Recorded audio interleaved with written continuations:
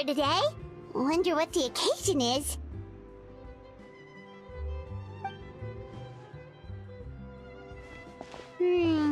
Butterfly Dew Cosmetics now on sale.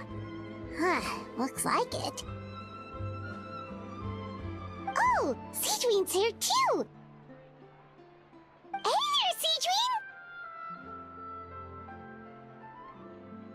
Hello there, Traveler and Paimon. I hope you're keeping yourselves fit and healthy. You bet we are! So anyway, what are you doing here, Sigewinne? The Duke insists I take regular vacations in the Court of Fontaine. This one just so happened to coincide with a promotion for a new skincare product, so I came over to take a look. I like to keep up with the latest industry developments when I can, to help me with my magazine articles. Wait, you write? For a magazine? Which one?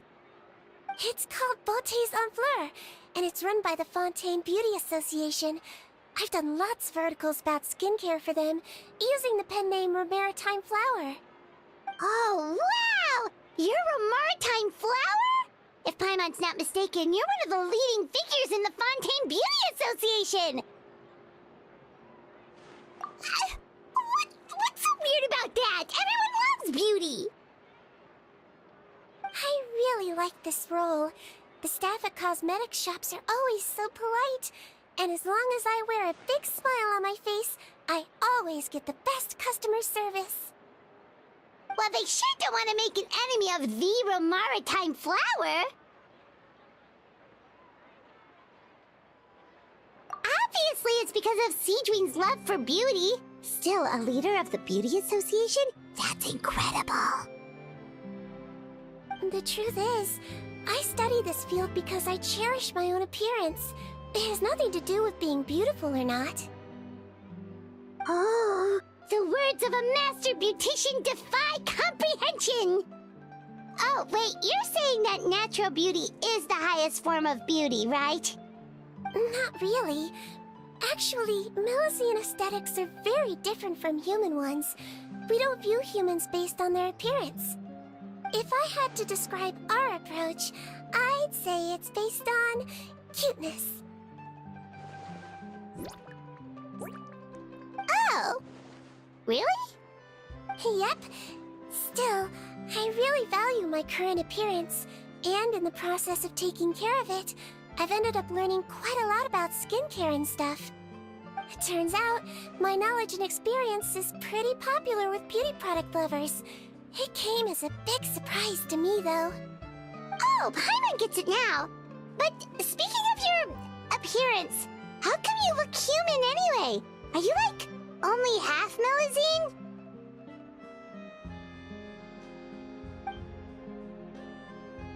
Ooh, wait, sorry. That was probably really offensive, wasn't it? No, I don't mind. I'm not mixed, though. I made a decision to turn myself into this form a very long time ago. If you're interested, I could tell you the story. A shape-shifting story? Oh, heck yeah, of course we're interested!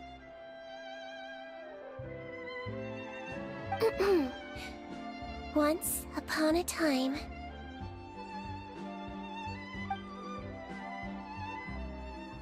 Long ago, humans rejected Melusines, and Melusines feared humans. There was one Melusine who became fascinated with human medicine, but no human wanted her help.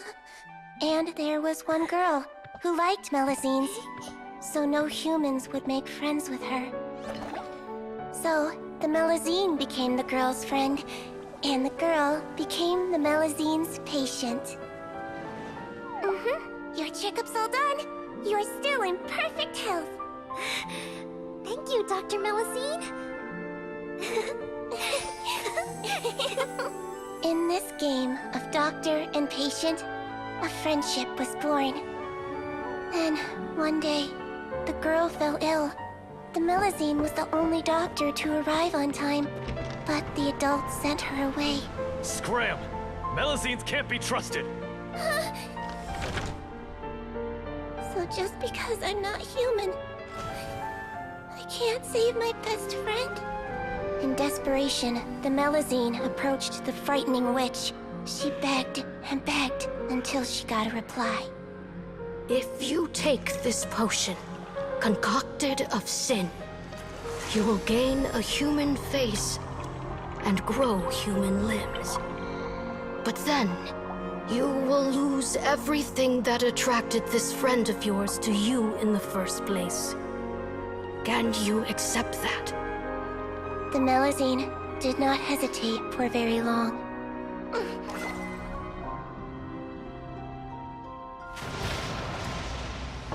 On a rainy night, a little doctor knocked on the girl's door.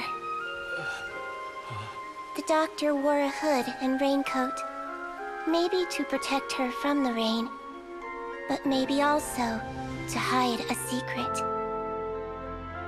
The little doctor held the girl's hand and treated her illness, just as she had so many times before.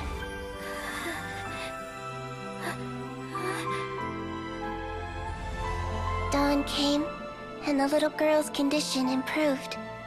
But the little doctor was long gone, for she knew her friend would never recognize her again. And so, since then, I've lived my life in human form. Most people who know me just think I was born this way. Ooh. A witch? A potion?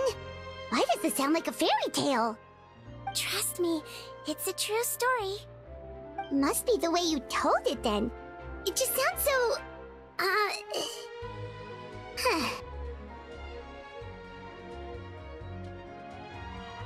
Yeah, not every Melazine would take human form to save their human friend. That must have been a huge decision. Treating patients is a doctor's duty. We must always find a way, even when the going gets tough. Ugh. It's so crazy that they turned you away just because you were a Melazine, especially when their daughter was so sick. Well, sometimes appearance can be a real barrier. But that was a long time ago. I like how I look now anyway.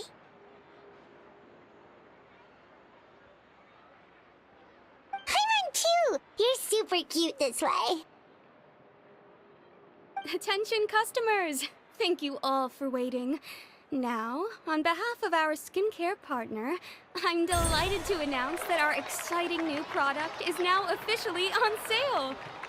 Well, there we go. Let's have a look, shall we? Oh, Paimon, if you want to buy any skincare products, I'll be happy to give you some suggestions. Really?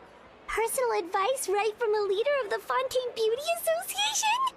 What an honor! Allow me to introduce our newest skin lotion, Butterfly Dew.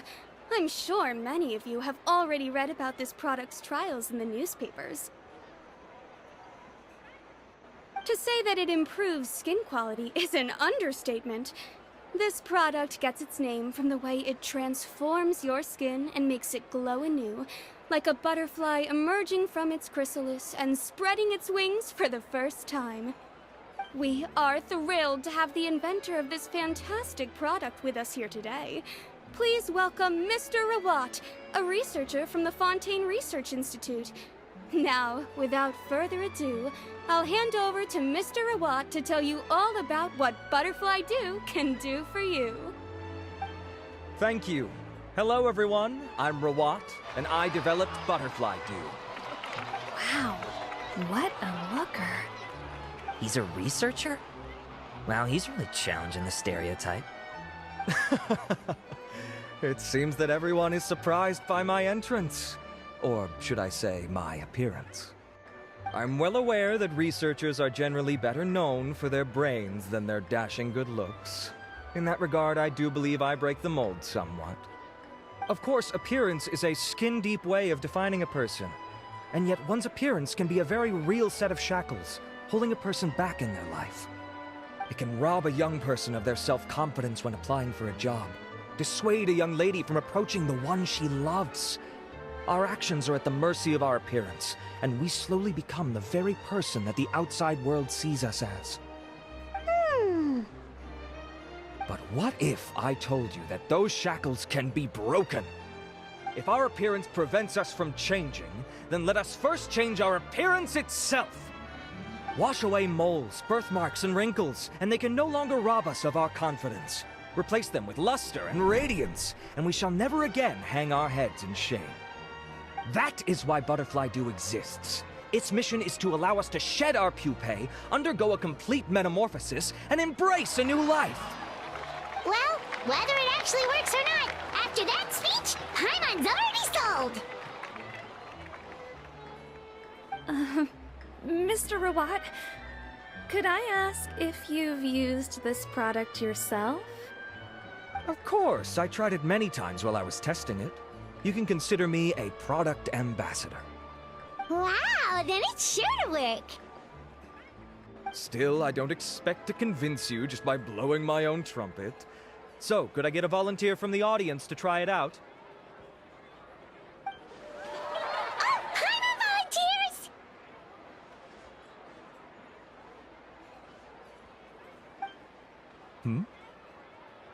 Oh! Ah, what an honor! It appears we have a giant of the Fontaine Beauty Association here with us. In that case, Miss Sigewinne, could we seek your most expert opinion on this product? Sure. Whoa. Is that Romaritime flower? They say she's the pickiest user of skincare products in all of Fontaine. Here you go.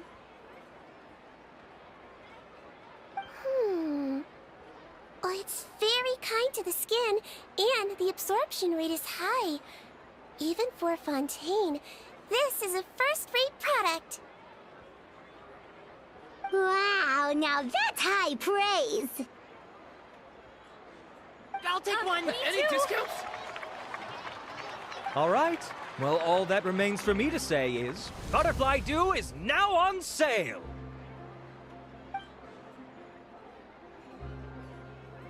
Think we should buy a bottle too?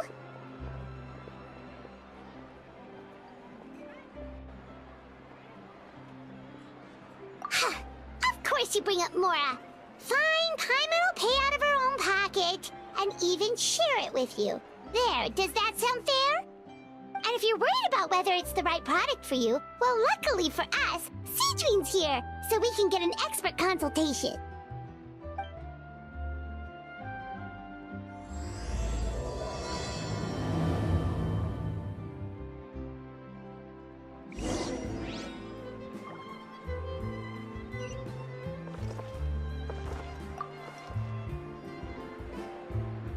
It's an honor to receive such high praise from you.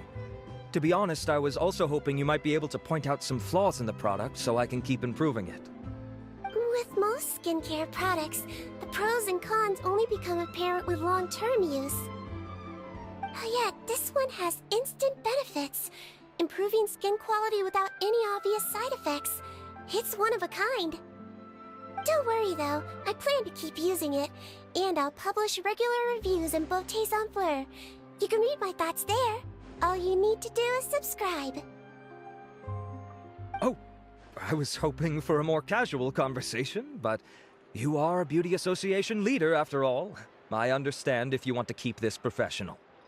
Sigewinne! Oh, excuse us, Miss Beauty Expert, but do you think this product is a good choice for me and her? Wait, are you the renowned traveler? That's right, and by her side, the equally famous Paimon. Well, I don't normally handle customer questions personally, but since it's the traveler asking, allow me to make an exception. Butterfly Dew is made for all skin types, so no matter who you are, you can rest assured that it will be kind to your skin. If anything, it might be marginally more effective on Fontainian's skin, but other than that, it works the same on everyone. Why would it work better on Fontainians? In the interests of protecting my trade secrets, I'm afraid I can't answer that, Miss Paimon. Alright then. How about a friend discount? Save yourself the trouble. I'd be greatly honored to have both of you use my product. Here, take 2 bottles for free. Paimon's private fun survives!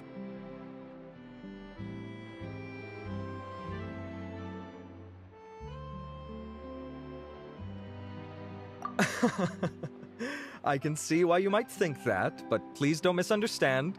This gift is simply a token of my esteem. There's no business motivation behind it.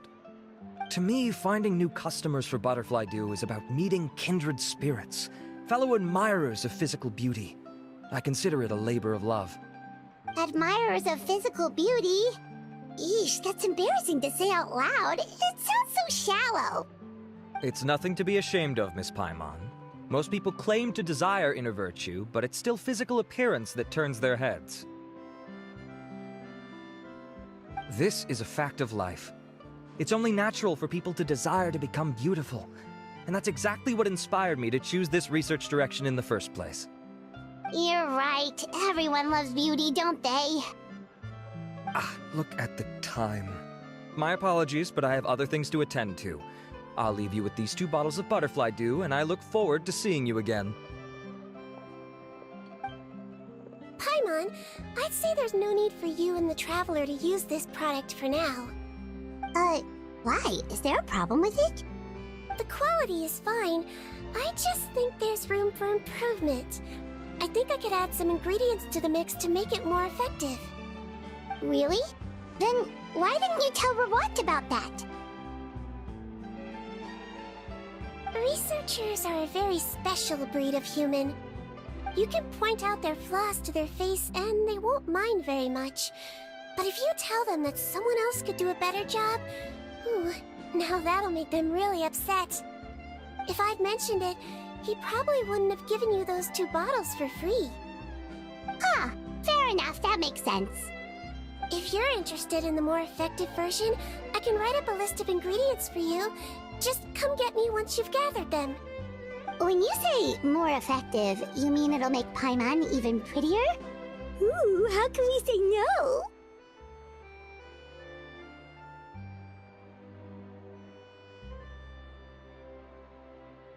As for me, it's probably time I got back to the Fortress of Maripede.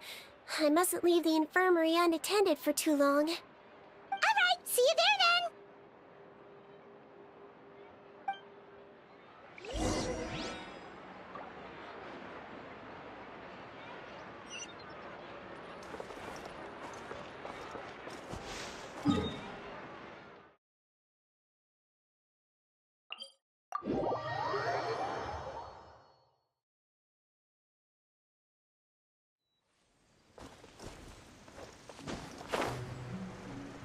Just up ahead, Traveler.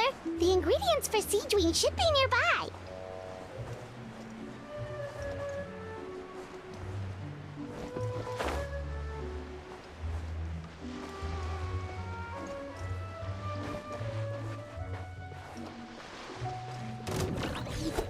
Time to go. Illusion shattered! My apologies. Wind strike.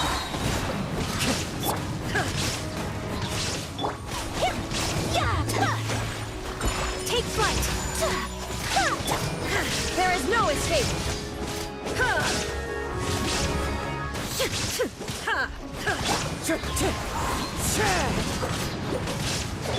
Illusion shattered!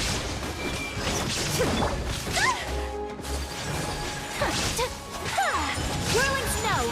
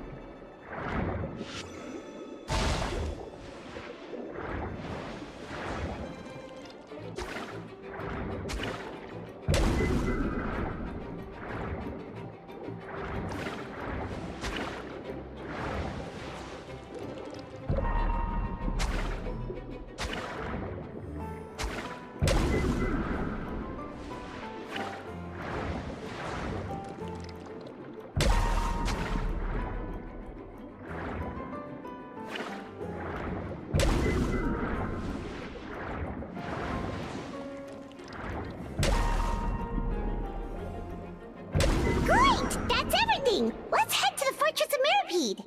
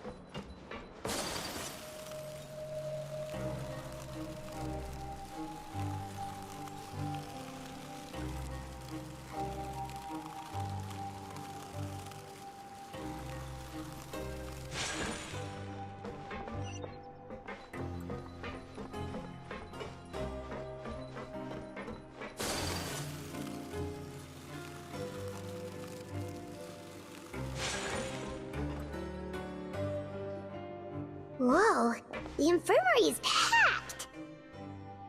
Please, you have to believe me. I saw it with my own eyes last night. Another me! He looked exactly like me. Got it, okay. I've written down everything you told me. Now, I have a few tests to run. Take a deep breath, and don't worry, it's nothing to be nervous about. First, which finger am I holding up? Your index finger, but I'm telling you, my mental state is fine. I'm not crazy. Very good. Now, on to the next. Hey there, Your Grace. It's been a while, huh? Ah, it's you two. Indeed it has. I would offer you some tea, but I'm afraid the timing is unfortunate. Duty calls. No worries. Actually, we were looking for Sigewinne.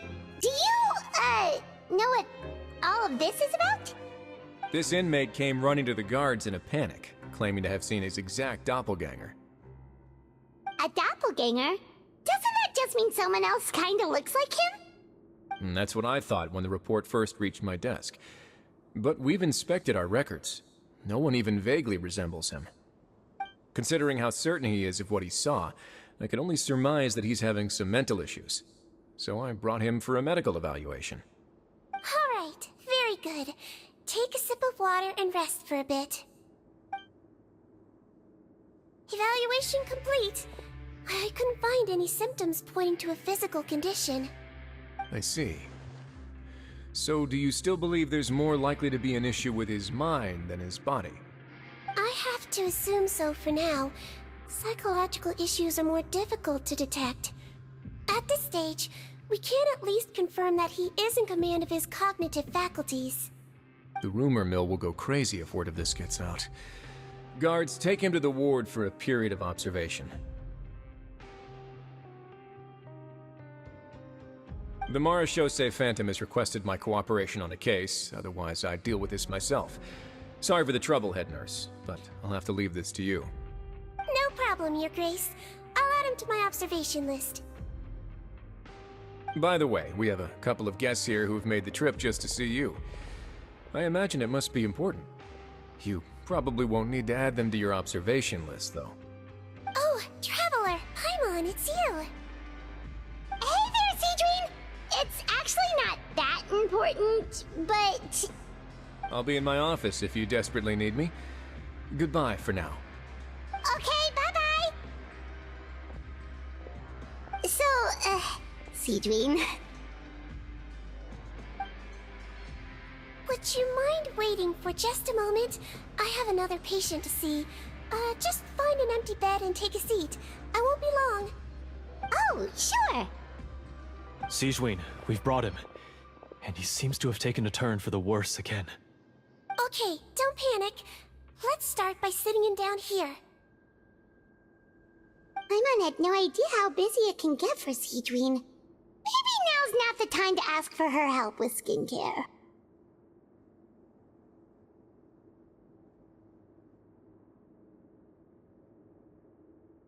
Good point. Besides, it might actually be interesting to observe her at work.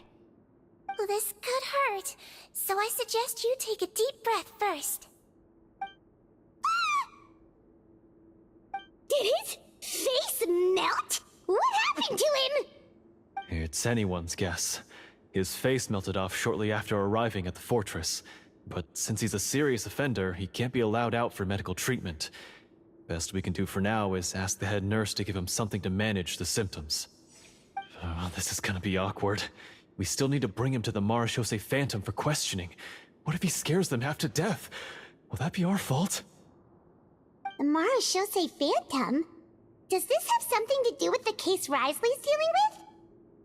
Yep, it was a huge case. They bagged a few dozen crooks in one fell swoop. And this guy's the baddest apple of the bunch. He harmed countless people. And now, it looks like it's all finally catching up with him. You done gawking? Not yet. I need to check the severity of your ulcers to decide the right dosage. Don't worry. We Melazines have a very different sense of aesthetics from humans. To me, he just looked like a little kitty with slightly scruffy fur, but still just as cute. Don't patronize me. Do I look like a kid to you? Just give me the meds and let me out of here. I already missed my cell. Hey, lose the attitude. You dare talk back to our head nurse like that again? Your days are numbered. Oh, it's fine. Okay, I'm going to apply the medication now. Tell me if it hurts, alright? Look how nice Sigewinne's being. And he still talks to her like that? What a nasty piece of work. Can I leave now? Wow, not a peep. What a brave little guy. Thank you, Sigewinne. And I apologize for the trouble.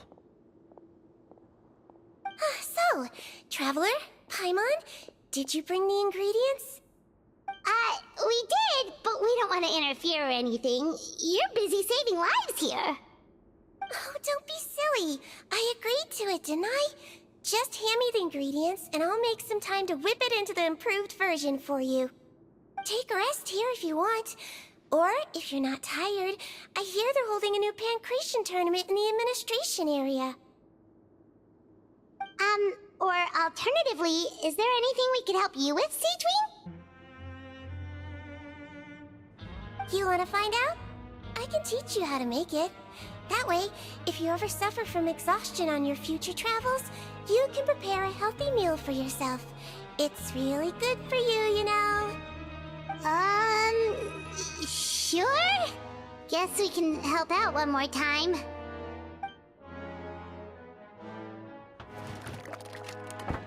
The ingredients are ready. Now, put them on the table and add them in the order I tell you. First, we add this special slime condensate, stir it thoroughly, then pour it in. Oh, see that? It adds elasticity and looks just like tasty jelly, doesn't it? Yeah, it really does. Until you remember it's slime condensate.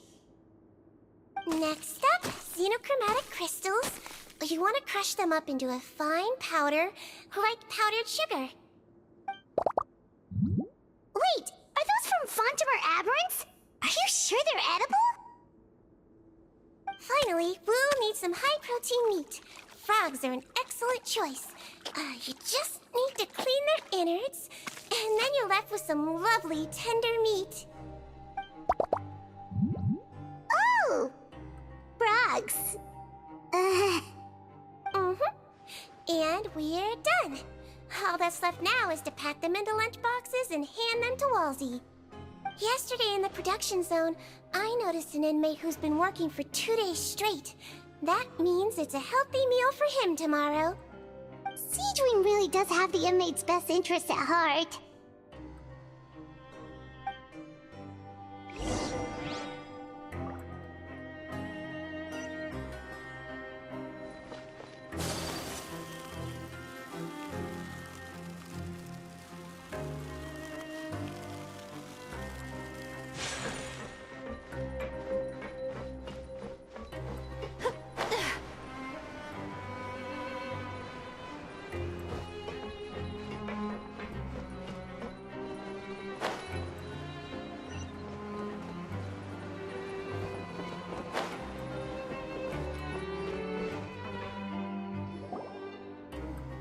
Ah, head nurse.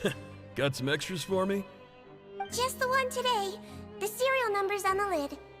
Sounds good. I'll make sure it gets delivered.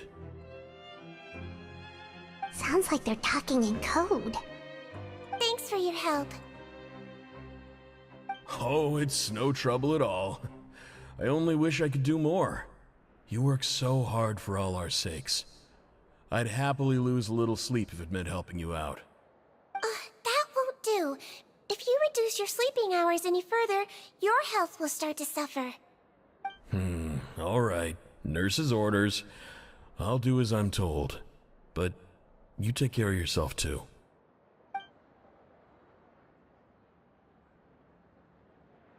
Well, I'm done with work for today. Thanks for helping out, you two. Seems like the guards and staff here have a lot of respect for you, Sigewinne. In just one day of helping you with your work, it feels like we've done a lot for the fortress. Head nurse, please, wait. I'm sorry to disturb you this late at night, but I think you'll agree, this is urgent. Okay, just relax and catch your breath. What's the matter? The guard at the observation ward, Odilon, he told me to pass on a message to you. One of the inmates there, the guy suffering from possible hallucinations, well, he seems to have made a sudden recovery, and now he wants to apply for permission to leave the ward. Huh? Already? You were right to tell me. I'll have to examine him and make sure he's well before we discharge him. Looks like we've got one job as medical assistants left. We'll come with you.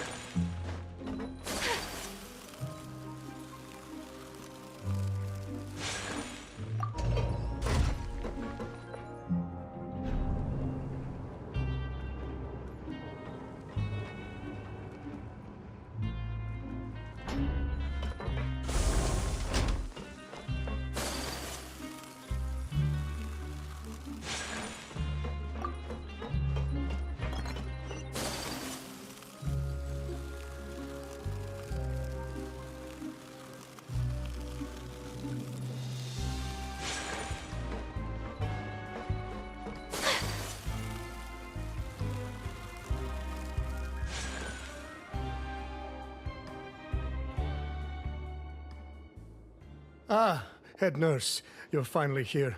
I'm so sorry for all the trouble I've caused you, but I believe I've now made a full recovery. After giving it some thought, I'm sure that I was probably just seeing things. Stress-related, I imagine. I'd been working long hours, so I definitely wasn't in the best state of mind. I totally understand. Still, I have to give you an examination before I can discharge you, okay? So, take a deep breath and don't be nervous. It'll be the exact same procedure as we did this morning. We can start whenever you're ready. Again, so sorry. I was in such a state this morning, I barely recall anything. Would you mind taking me through it again? Oh, not at all. It's a lot to remember. First up, we have a little cognitive test. Just concentrate and you'll be fine. To start with, which finger am I holding up? Your pinky.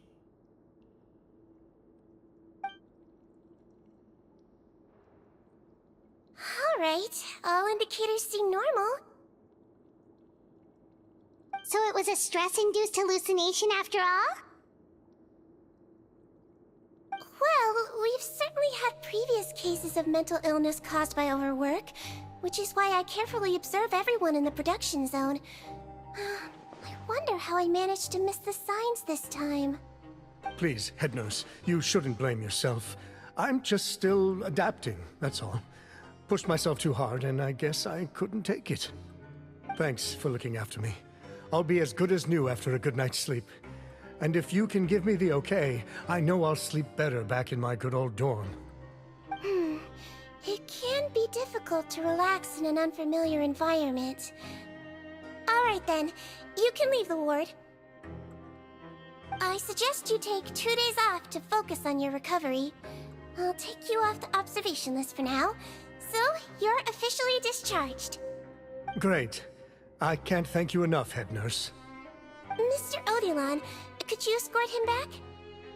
Of course. I'm on guard duty in the administrative area tonight, so nothing will go wrong.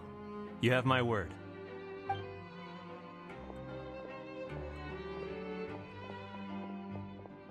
Guess you're finally done for the day now, huh?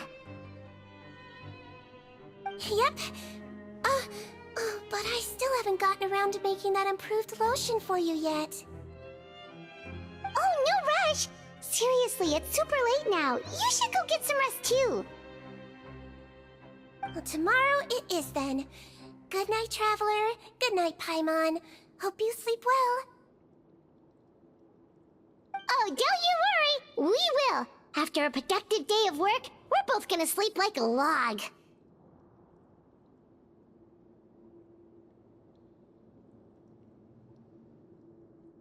Yeah, sleep tight, Sigewinne. See you tomorrow!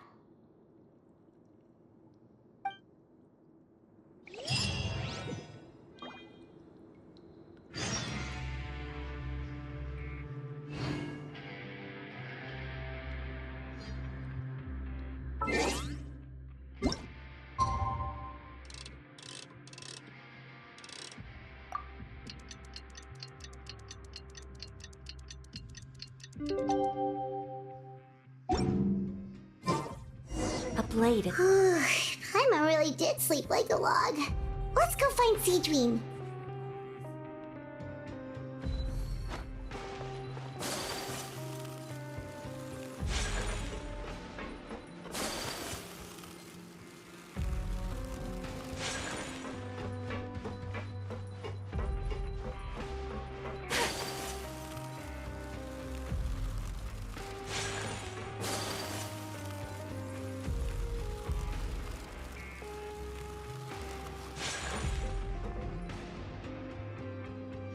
Whoa! How is the infirmary even busier than yesterday? Good morning, Traveler and Paimon. I have a few people here for a checkup, so you might need to wait for a while. No problem. Anything we can do to help? There's a bit of a complicated situation here. I'm still getting to the bottom of it myself. You have to believe me. I'm telling the truth.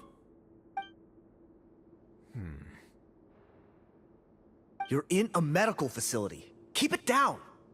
Please, listen to me. I'm not Gascon. I'm Uy. You're a horrible liar, you know that? We get all your mugshots with the arrest warrants. It's clear as day that you're Gascon. You mean because of the way I look? I don't know what happened. I just woke up like this. Then you guys dragged me in here for an interrogation. I brought you here to figure out what's going on. If you truly are the victim of an injustice, yelling isn't going to achieve anything. At most, it'll delay your vindication.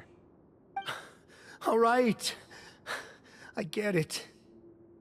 This is nuts. Yesterday's interrogations went fine, and now this. Morning, Your Grace. What's going on? Remember the case I mentioned yesterday? The one brought to me by the Marachose Phantom? Well, we've been questioning the inmates involved this morning. Every single one of them is claiming mistaken identity. Huh. That's even weirder than what that guy was saying yesterday.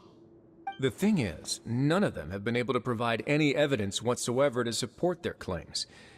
Questioning them further got us nowhere, so for now, we've brought them to the infirmary. And we thought yesterday was as busy as it got for Sigewinne. We've compiled their statements. Have a look. Perhaps there's something we missed.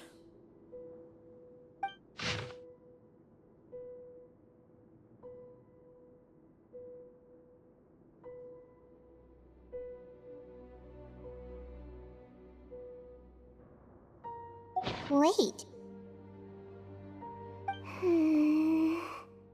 Release? Interesting. The inmates they spoke of in their statements appear to all be due for release today. I noticed that too. If that's their plan, they're underestimating us a little. Every serious offender claims that there's someone else, who just so happens to be due for release today. And they're expecting us to go along with that. All the more reason to be cautious. Lumberzar, check the release list for today and make sure no one gets processed. We're gonna need an excuse, though. Just say we're out of forms, and that we're furiously printing more as we speak. I'm on it. It's conceivable that our group of serious offenders somehow found a way to switch places with inmates who are about to be released, so they can walk out right under our noses. We did consider that possibility. But I mean, just look at them. They match the warrants, period.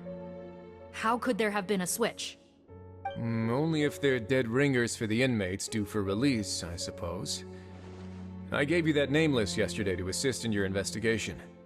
Did that help? Yes, the inmates' mugshots were attached to the list. The first thing I did was check for lookalikes, and I didn't find any. The only other thing that stands out to me is that their voices sound a little different today. But it's not exactly hard to put on a fake voice. Oh, really? What does our head nurse make of all of this? Give me a moment. I think I have a way to confirm whether there's been a switch. I know, it's not time to change your dressing yet, but please bear with me. Huh? Isn't that the guy from yesterday? This should be Honore. He has very severe facial ulcers, which require an operation in the hospital at the Court of Fontaine. I authorized him to leave the fortress for medical treatment under guarded escort. Yes, like I told you. I'm not Putton. I'm Honore. So there has been a swap. Well, I can see what happened in Potton's case, but how do you explain the other inmates?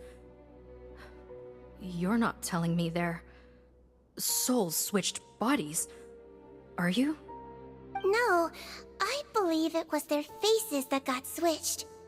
The method is a bit like replacing a tooth. Take the bad tooth out, put a false one in. And actually, I think I can prove it to you. Traveler, Paimon, do you remember Eric from the other day? Yeah, sure do. Then you can be my witnesses. To start with, please fetch the inmate who claims to be Eric.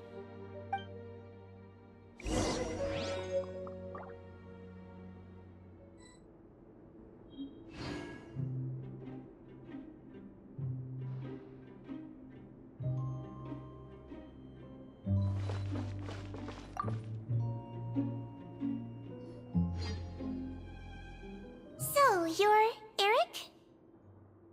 Yes, head nurse. It's me. You do believe me, right? I need to do another examination on you. Same procedure as yesterday. All right. It's the cognition test first, right? So I need to concentrate. Now, try to recall if you can. The last time we did this test, which finger did I hold up? I believe it was your index finger. But that means...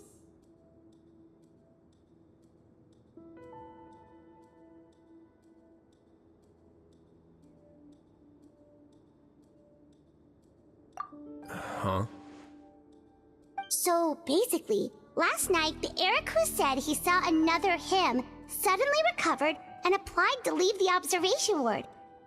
Sigewinne did another test before letting him leave, but that time she held up her pinky finger. Huh? I don't know about any tests last night. There was nothing to do in the observation ward, so I went straight to bed. Then I somehow woke up in a high-security cell. Well, in that case, there is a reasonable explanation for the strange events of the past 2 days. So, what exactly happened? The gang of serious offenders wanted to break out of prison, so they identified a group of scapegoats, namely inmates whose terms were almost up, and planned to switch appearances with them. Last night, when Odilon was on duty, they ambushed him and had one of their group switch appearances with him using their face-swapping method. That allowed them to avoid scrutiny from the other guards. Then, once all the other inmates were asleep, Odilon spent his night shift carrying out the remainder of their switcheroo plan. However, they made one mistake. Henri changed his appearance to match Eric's earlier than he should have done, and ended up being spotted by the real Eric. Real Eric came to the guards for help, but we didn't know then what we know now, so we put it down to hallucination and sent him to the observation ward. However, since one of the gang members was posing as a guard, they simply changed real Eric's appearance and had their Eric take his place, muddying the waters even further. Right, because I put Eric on the observation list by then, and no inmates on that list can be processed for departure until I've discharged them. Hence why the imposters had to pull that little stunt to get fake Eric off the list. Yeah, it all makes sense now! The Duke cracked the case! Well, I can't fault the reasoning. But I'm afraid that we ruled out the possibility of face switching very early on in this process. Criminals altering their facial appearance to commit crimes is nothing new. In fact, one of the explicit duties of the Melazines in the Marechaussee Phantom is to identify criminals in disguise. We carefully examined all the suspects, and there is no evidence that any means of disguise were used in this case. Huh. Well then, how do we explain all this? So far, it seems more likely that the gang stole documentation belonging to the inmates due for release, and are using that to commit identity fraud. Actually, there is a potion that can completely change someone's appearance. If they use that, even a Melazine wouldn't be able to detect it. A shape-shifting potion? Forgive me, head nurse, but this is the first time I'm hearing about it. If such a potion truly existed, it would jeopardize our entire investigative process at the Marechaussee Phantom. Are you certain of this?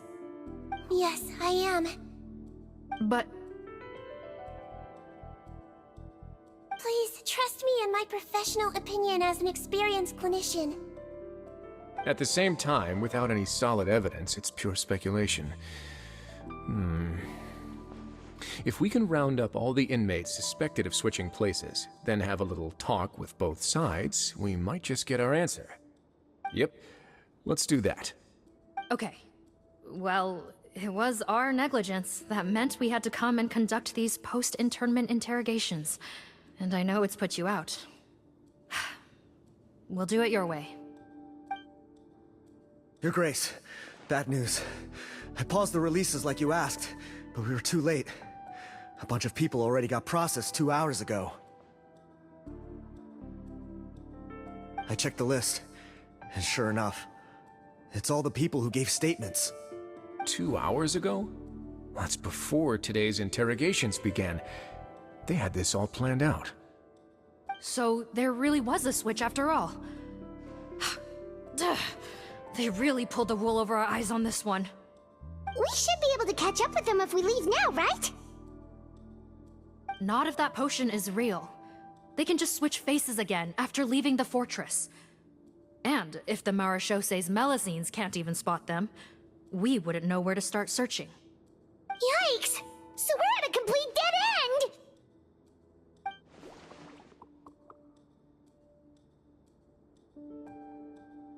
Well, technically there is one more lead we could follow up on.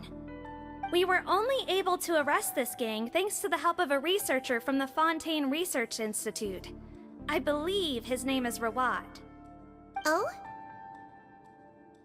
Rawat? Isn't that the handsome guy we met at that skincare promotion? Handsome? Maybe from a human point of view. I just remember that he specialized in potions. One of the crimes this gang is charged with is the manufacture and sale of illicit drugs. According to Mr. Rawat, they appear to have stolen technology he developed through his research and used it in their operation. At first, he thought it was a typical case of intellectual property infringement, and he tried to negotiate with them. But once he discovered their criminal operation, he reported them to the authorities. Thanks to his report, we were able to swoop in and arrest them all in one go. What a hero! Bet that took courage on his part. No doubt. This is worth following up on. As the one who snitched on them, it's highly likely that Rawat will be targeted by the escapees. That aside, since he's negotiated with them in person before, there's a chance he'll have some additional information for us. Understood, Your Grace. My team and I will head to the Fontaine Research Institute right away. In the meantime, please keep an eye on the face switch victims for us. Of course. Miss Morgan, I'd like to come along and help you catch these criminals. Huh? Why's that? Well, I'm the one who discharged the fake Eric last night, so I feel partly responsible. Don't say that, head nurse. Your focus was on the inmates' health, and rightly so. We can't ask you to help with arresting criminals. That's our duty. I also have a more personal reason. Cotton is a patient of mine, and if I don't get a new batch of medicine to him in time, his condition will get much worse. Look, head nurse, I completely understand where you're coming from. But arresting criminals is dangerous business. And if anything happened to you, none of us can afford to take on that responsibility. Don't worry, I can defend myself just fine. You say that, but still. If I may, Miss Morgan, Sigewinne is the one who raised the potion hypothesis, and I'm sure she has far more expertise on the topic than your team. My suggestion would be to bring her with you. And if you really are worried for her safety, then...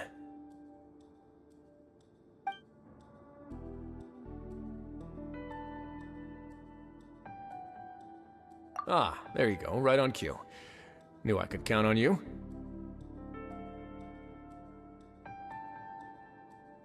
Okay. Well, since this plan has the Duke's blessing, far be it from me to refuse. We should head off immediately. Time is of the essence.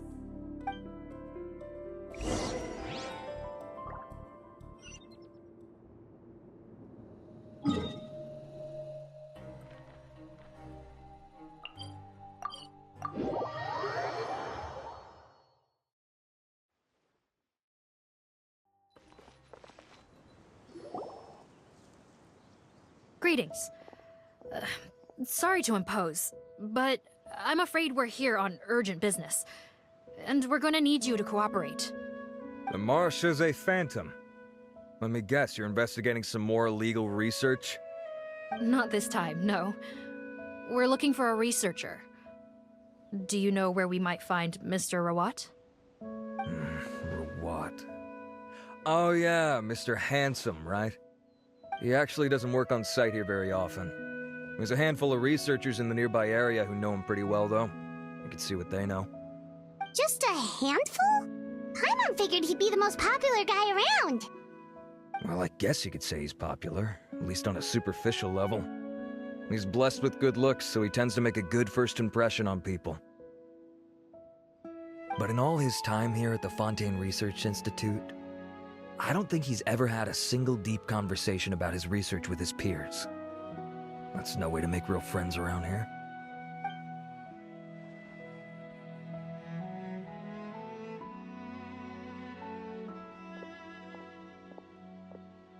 That's so weird. He definitely didn't come across like a recluse at that product promotion. I don't find that weird at all. He definitely didn't strike me as the kind of guy who's, good at making friends. Really? Paimon couldn't tell. Must be a Melusine perception thing. Okay, we should talk with his acquaintances. But we also need to check the Research Institute for any clues. Let's split up. It'll save us some time. Sure thing. We'll go ask around among the other researchers with Sigewinne. Paimon's suddenly kinda curious to know what everyone really thinks of him.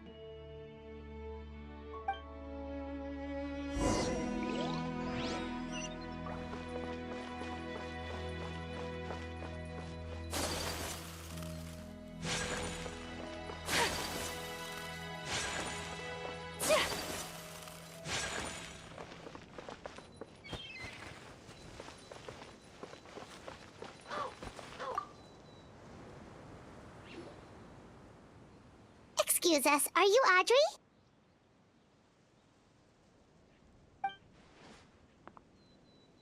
That's me. What is it? Are you close friends with Rawat? We're trying to find out where he is. Close friends? You mean because I told him I had feelings for him once? I doubt I'm the first or last at the Institute to make that mistake. Why would you single me out as a close friend? I should have known, really. Men like him, they just enjoy being surrounded by fawning women. They're not interested in a serious relationship. Okay.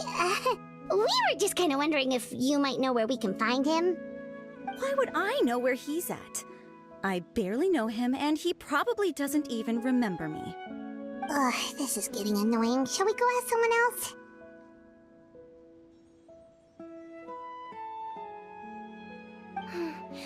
I think she knows Rawat better than she cares to admit. If we leave now, it might be a wasted opportunity. Maybe, but we're not going to get much out of her while she's in this state, are we? She's displaying symptoms common among people in love, if that's what you mean. But I know a cure. It's curable? Oh, we're still no closer to finding Mr. Rawat. Oh, by this point, he could be in grave danger. Danger?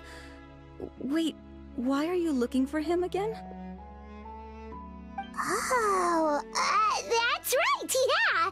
The Marshosei Phantom said that he's been targeted by some pretty bad people. We need to make sure he's safe. What? How has this happened? He seemed fine when I last saw him, and that was only a couple of days ago. Just happened to run into him, of course. Oh, I see. Well, do you have any thoughts on where he might be right now? Okay, but this is purely out of concern for his safety. If he's not at the Institute, he might be at his mother's place. I heard she raised him alone, that they had it pretty tough financially, and these days she's housebound due to illness. He makes regular trips back home to check on her. Oh, okay. Do you know the address? Nope, sorry. I only found out the thing about his mother because it came up in conversation once. I was just trying to find out more about him, so I could get to know him better. When I told him I had a crush on him, I offered to help him take care of his mother. And yeah, maybe that was a stupid idea, but did he really have to yell at me for it? It's like, fine, I can take no for an answer, but what's with the temper tantrum? Unbelievable. These guys only want to show you their charming, well-groomed exterior. They can't stand it when a few home truths shine through. Looks like her love syndrome is flaring up again. We need to find out Mr. Rawat's mother's address. Let's check with the Marshosei officers when we regroup.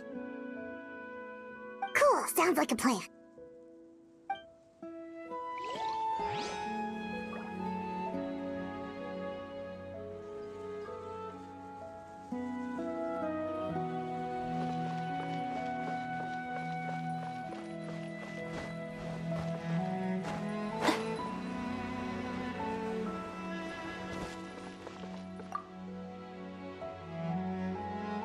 Hey there, are you in Teep?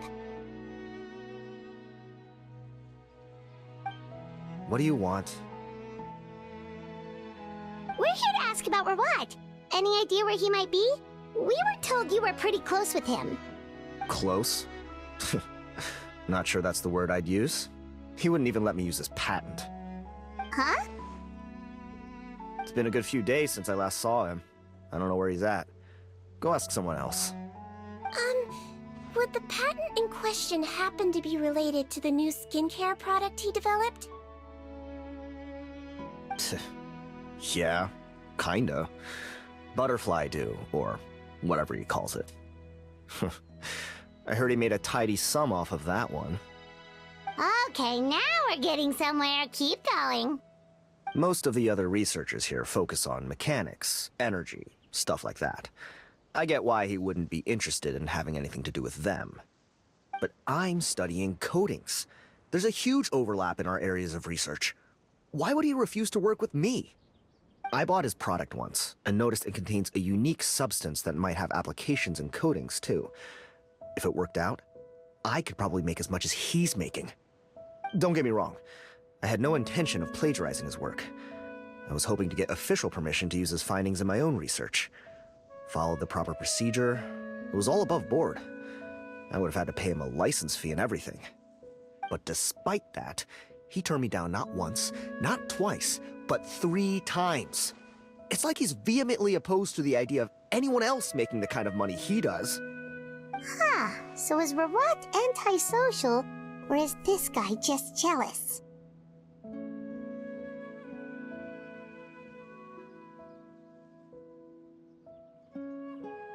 Well, it doesn't look like we're gonna get any info about Rawat's whereabouts from him. Let's go! Wait, 1 second. Mr. Antibes, next time you go shopping, you should buy some Buell fruits. Peel the skin, steep in water, then drink. It'll help calm your mood. Huh? Yeah. Thanks.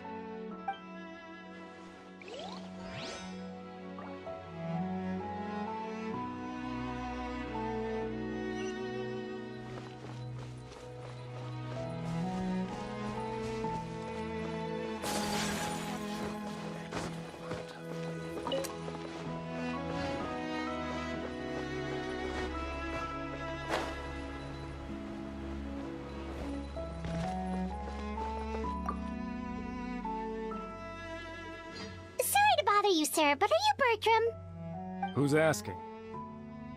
Just some concerned citizens helping out the Marechaussee Phantom with an investigation. We'd like to ask you about Rawat's whereabouts, if that's okay. We're told the 2 of you are pretty close. Not anymore, we're not. Turns out we don't see eye to eye. Oh yeah? What happened? The thing about us researchers is, most of us do what we do for some sort of higher purpose. But not Rawat. All he cared about was how to commercialize his findings. He won't even let you work with him unless you sign a confidentiality agreement first. Also, he has better control over who gets which intellectual property rights. How are you supposed to get any meaningful research done working with a guy like that? Now that I've got my own technical solution for my compressor, I don't need to work with him anymore. So that's what Rawat is really like. We'd still like to know where to find him. Is that something you can help us with? Wait, Yeah, I know you. You're the head nurse at the Fortress of Meripede. Alright, then I'm happy to help you if I can. I respect the work you do. Medicine serves the highest purpose of all the sciences. Wow, turns out Sigewinne's got some real clout. Thing is, I have no real way of knowing where he might be. I stopped working with him 2 months ago, and I've barely seen him since. But if you want my advice, I'd say go talk to the peddlers. There's a few he meets with every other day or so. Maybe they know where he's at. Peddlers? Yeah, back when I was working with him, I noticed he met with them quite often. Wouldn't surprise me if they were involved in some shady business together, because it seemed like they went out of their way to avoid discussing anything in my presence. The little I overheard was about manufacturing and selling pharmaceutical drugs. Like I said, he's all about the money. Drugs? Doesn't he work with skincare products? Do those count as drugs? Who knows? I never cared to find out. He's the Morag rubber, not me. Thank you. You've given us plenty to work with. Welcome. Goodbye, and may we both reach new heights in our scientific endeavors. Well, that's all 3 researchers. Let's head back to the meetup point.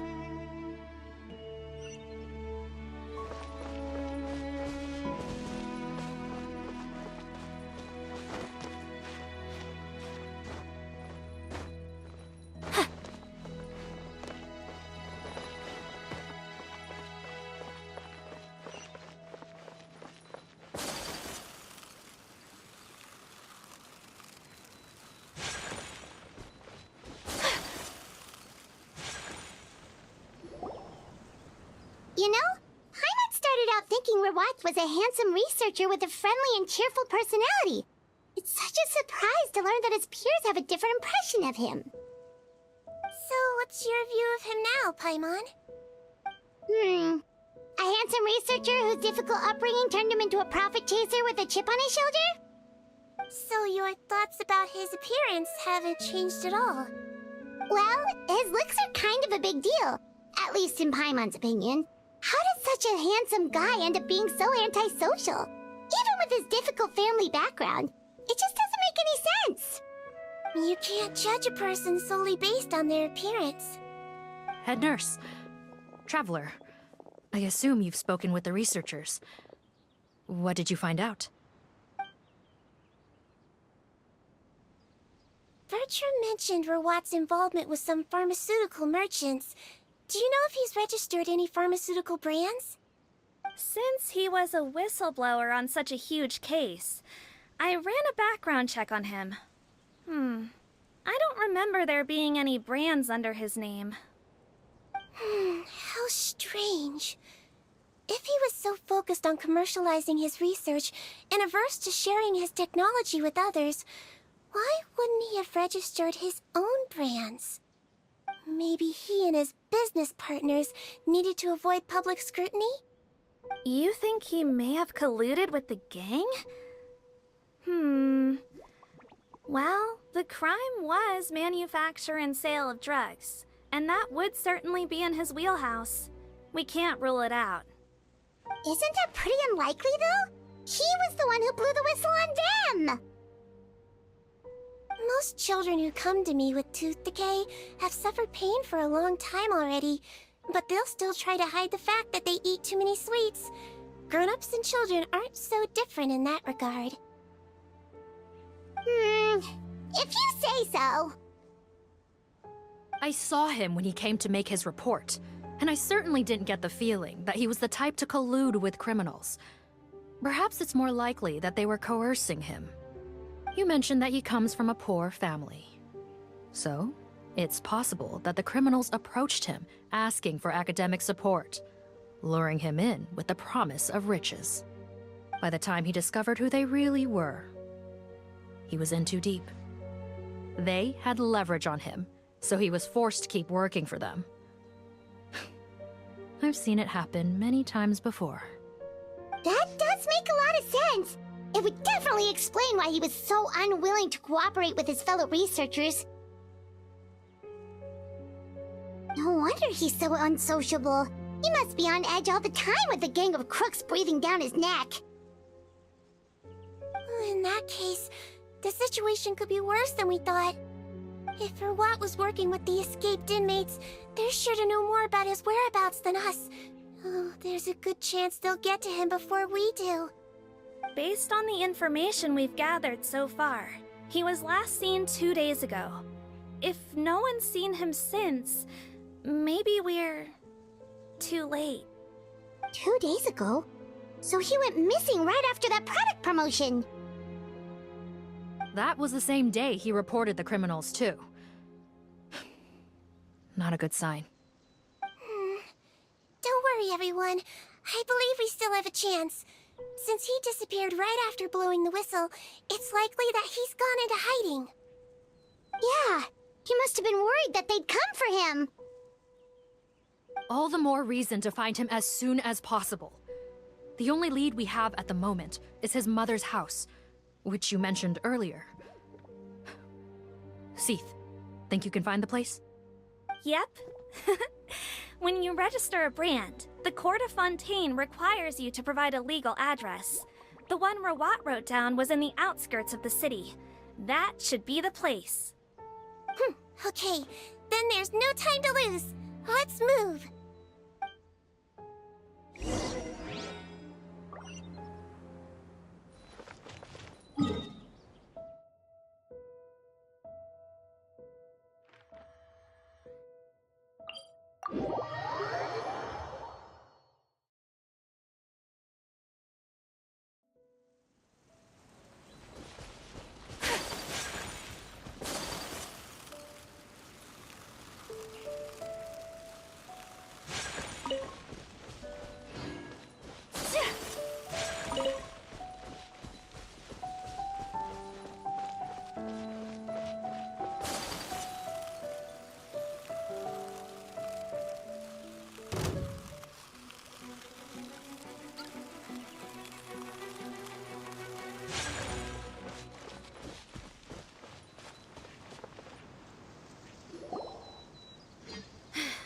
Right. This should be the house. I'm pretty sure this was the address. Okay. I'll knock.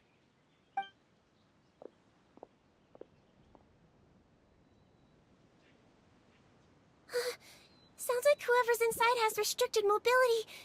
Oh, it seems serious. Oh, what's the fastest way to get this door open? Break the door down? No, I'll handle it. Let the expert deal with it. There'll be a mountain of paperwork if we damage a citizen's property.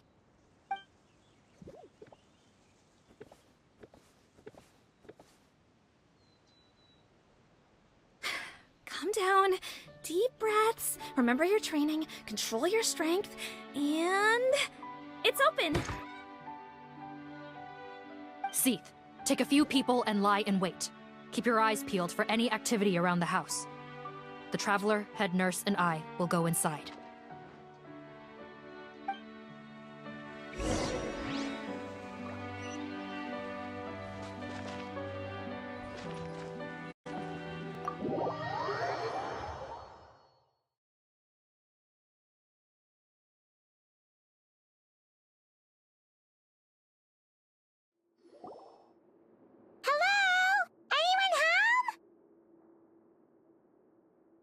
Oh, there. On the bed, there's an old lady. That's gotta be Rawat's mother, right? She doesn't look like she's in any state to be answering our questions, though.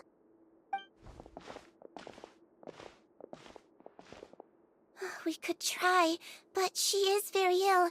We mustn't force it. Well, doesn't look like Rawat's here. She's the only one we can talk to. Yep. Allow me. Hello, ma'am. Might I ask if you're Rawat's mother? We are trying to locate him.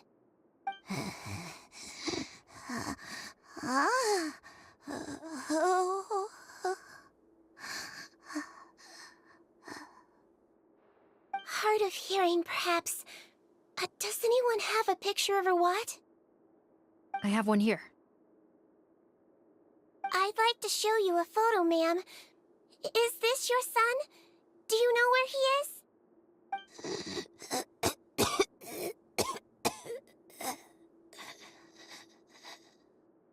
Looks like this isn't gonna work after all. Well, looks like we're out of leads. If Rawat's not here, things are looking very bad for him. Is it possible he could have avoided returning here because he knew he'd be in danger? Maybe. But if so, where do we look next? Maybe we should take another look at the Institute. Guess so. I suggest we all return there now. We found a good amount of useful information the first time, but perhaps there's something we missed. This is our last hope. Sorry, officer, but could I stay here for a while? This patient requires some care. Of course. Traveler, stay with the head nurse. You're technically here as her assistant after all.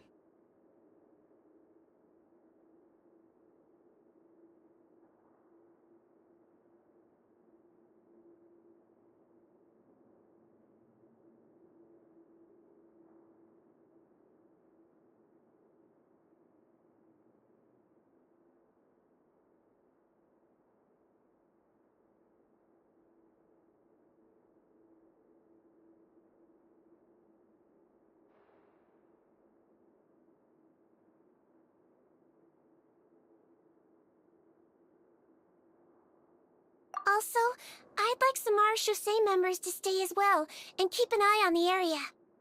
Why's that? If Rawat knows how serious his mother's condition is, he will return. Got it. Okay.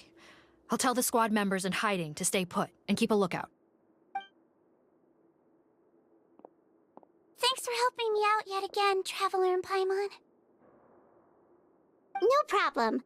But when you say her condition is serious, do you mean... Yes. She's barely clinging on to life. Oh. Let Let me take care of a few things first. Could you pass me the towel over there? Yeah, of course.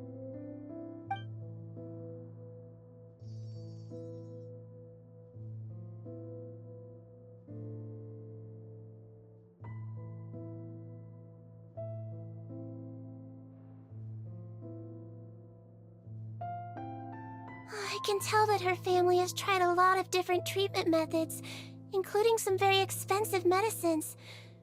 Unfortunately, her condition is so multifaceted that a recovery looks all but impossible. Sigewinne, my mom bets being a nurse must be pretty tough at times like this. Yes, it makes me a little sad. In Melizine's eyes, a human's birth, aging, sickness, and death are as much a part of natural law as sunrise and sunset. But human medicine can defy that law to some extent. In that sense, it is a science of miracles. That is why I became fascinated with it in the first place. But it was only after I truly became a doctor that I realized miracles don't always happen. Even the greatest doctors cannot cure all diseases. Sigewinne. Well, don't worry about me, Paimon. A doctor's duty is not to cure all diseases, but to treat whatever ailments they can. At the very least, I can lower her fever. That way she'll suffer less, and she might even be able to see her son. Yeah, all the more reason to find Rawat as soon as possible, even if we don't catch those crooks.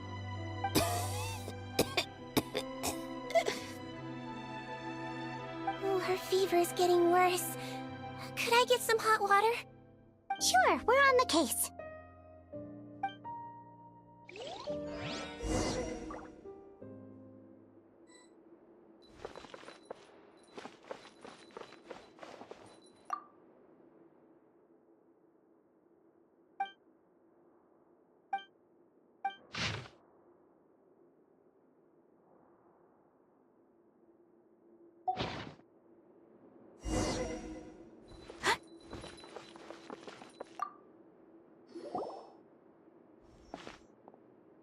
Found the hot water? Sure did. And look what else we found. Judging by this journal, it seems like Rawat has a private lab. There's a good chance he could be there right now. We gotta go tell Officer Morgan right away. Oh, that's great news. But hold on just a moment. The wet towel is ready. I'm giving you another injection. Are you feeling better now?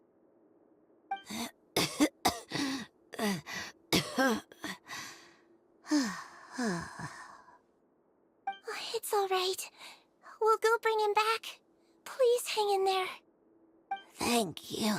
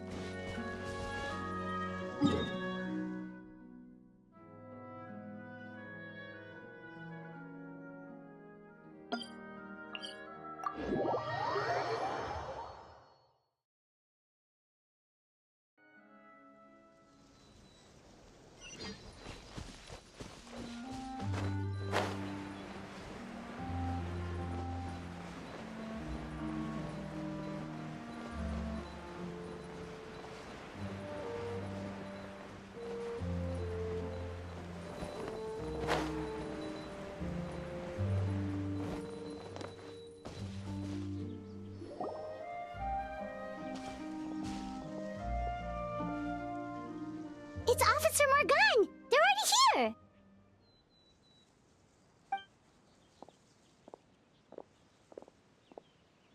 We came as soon as we heard the news. I can't believe we were so careless. The most crucial information of all was hiding right there, in that room. And we missed it. Don't blame yourself. Right now, we need to focus on finding a way in. There's a mechanical door over here. Hopefully the instructions in Rawat's journal will help us open it.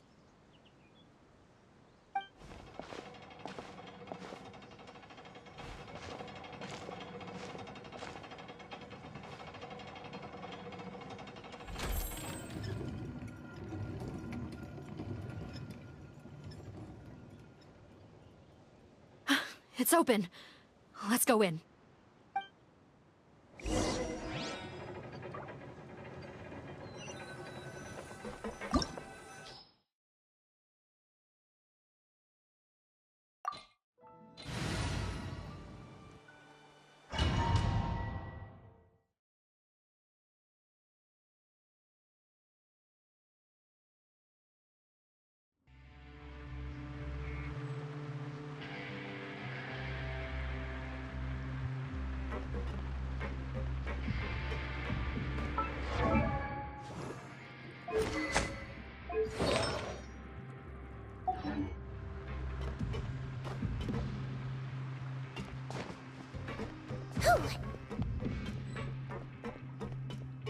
How did they get in here?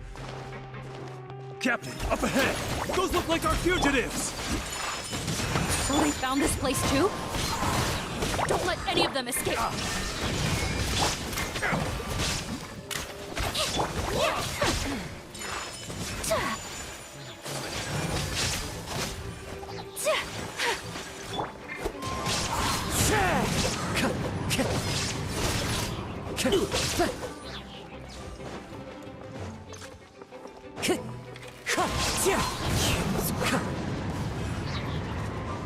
That tingle breeze cross!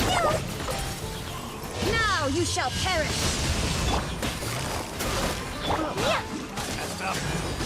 Whirling snow!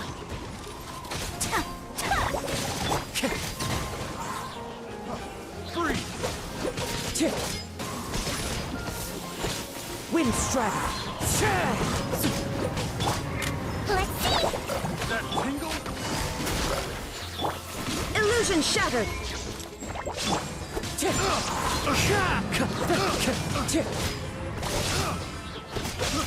I got careless.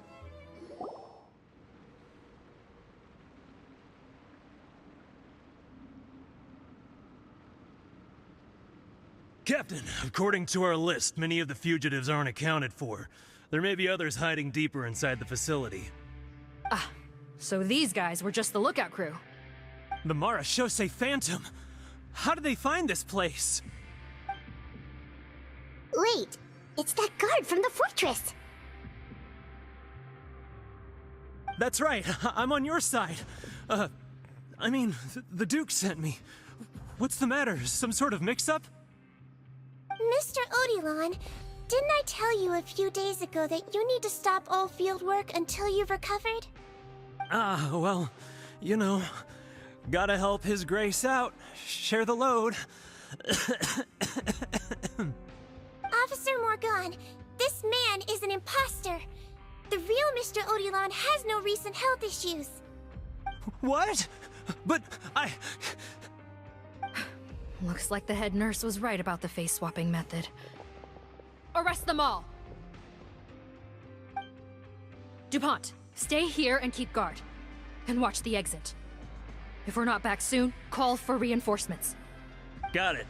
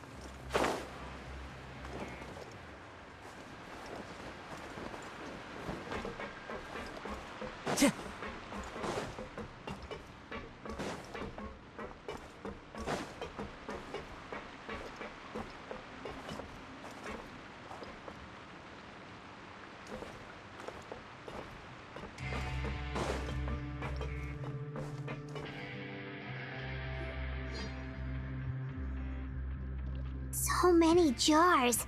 Was this some sort of production facility? This scent, it's probably the ingredients used to make butterfly dew.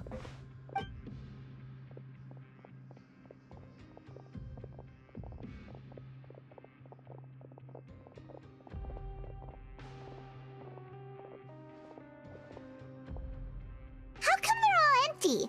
Did it sell so well that he ran out of supplies? How strange. Why would Rawat choose to manufacture a popular product like that in such a difficult-to-reach location? Given our suspicion that he may have been coerced into the illegal drug trade, I would have thought that any production facility we find here would be used for illicit purposes. Perhaps butterfly dew is itself an illegal drug. Do you have any evidence for that claim?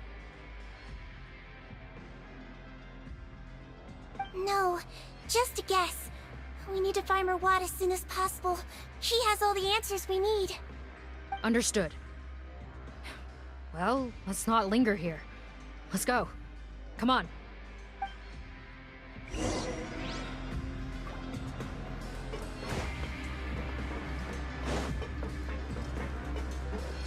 Time to go.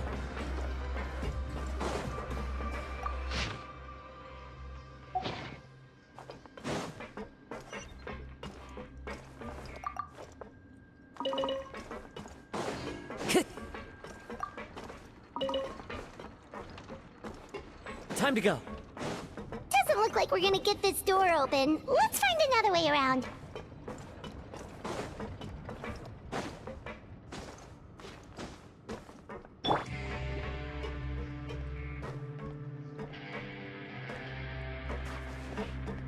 This one's closed too! What's with those carts and tracks? Oh, maybe it's one of those doors that opens when it senses cargo passing through.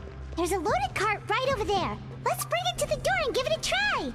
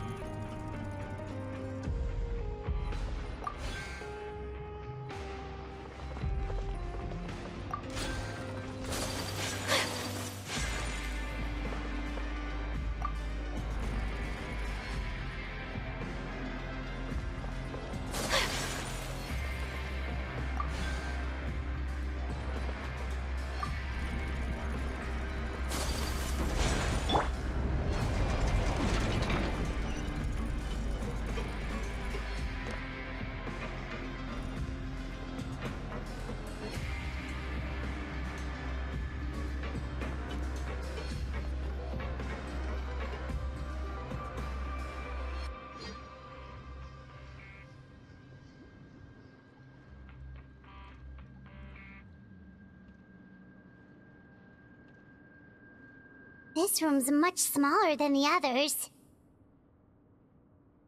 Judging by the implements on the table, this looks like a potion-making lab.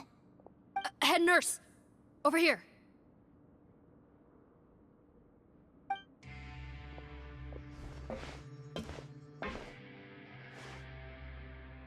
Let's see. Huh? Robot's clothes. Why would he change? Perhaps they stripped him down, left the clothes behind, and disposed of him somewhere else?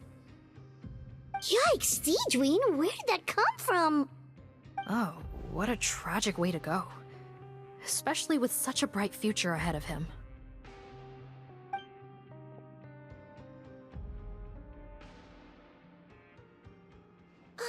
There's a path leading further on, Officer Morgan. Let's keep up the pace.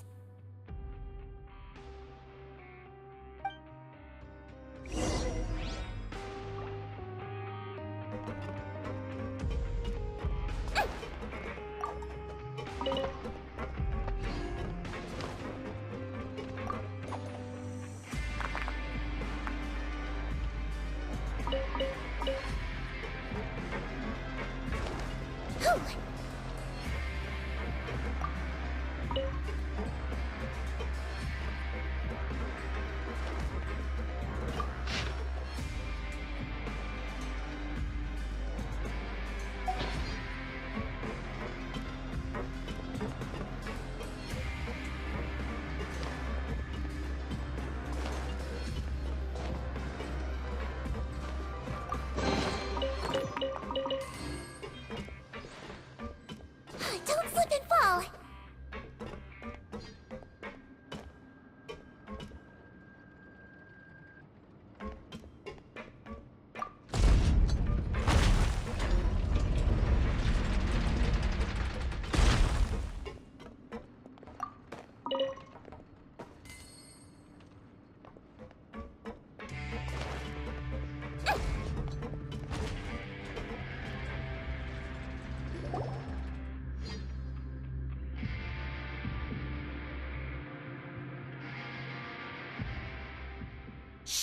There's a whole bunch of people in there.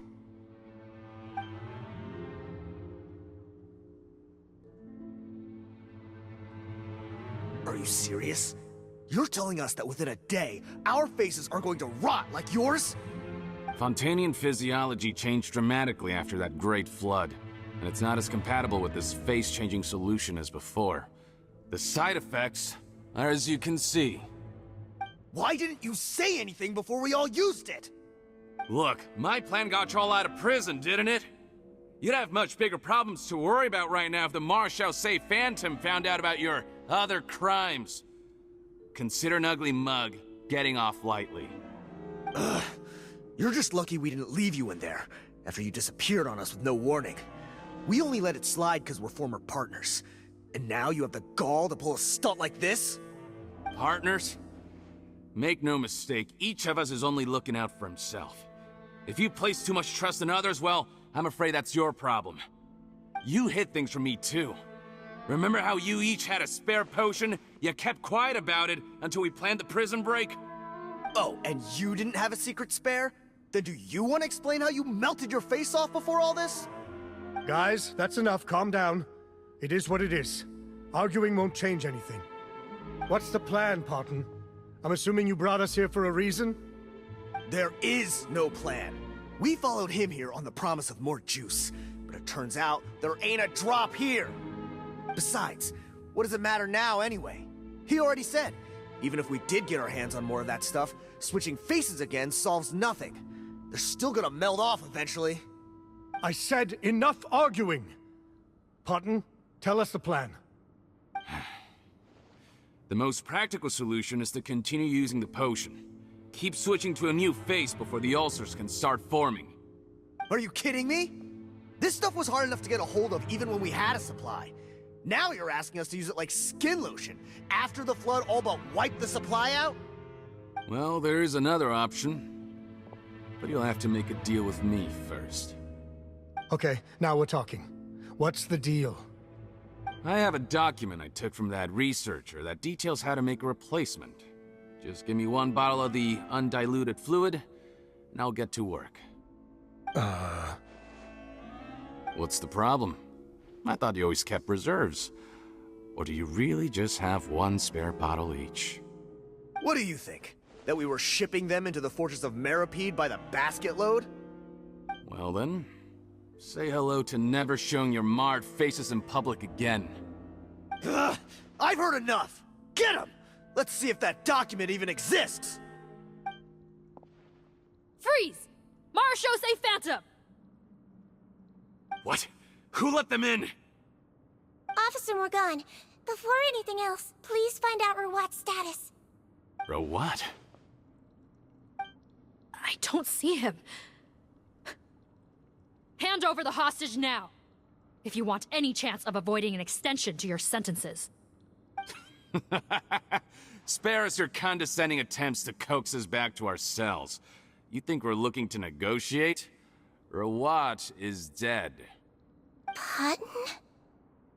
Arrest them all! Don't let anyone get away!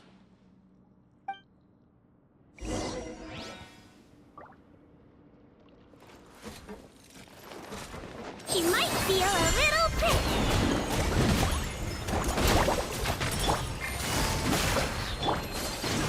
Whirling snow!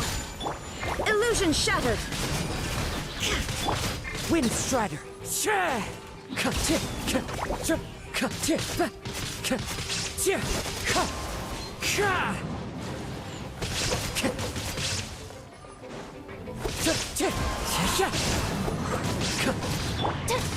My apologies! Don't be nervous. Just relax.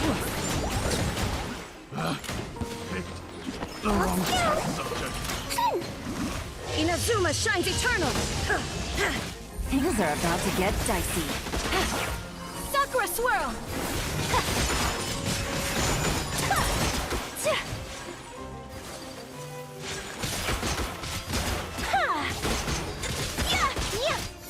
I swear, it's for medical research. Let's see.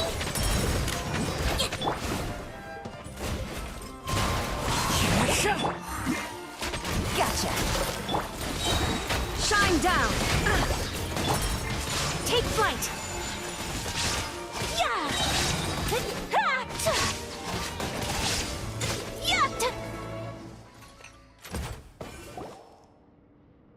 Huh. Gotta say, I never expected to see the head nurse in combat. Some patients respond better to a more aggressive treatment plan. Did we get everyone? Captain, we finished the head count. Potten's missing. Over there! The door's closing!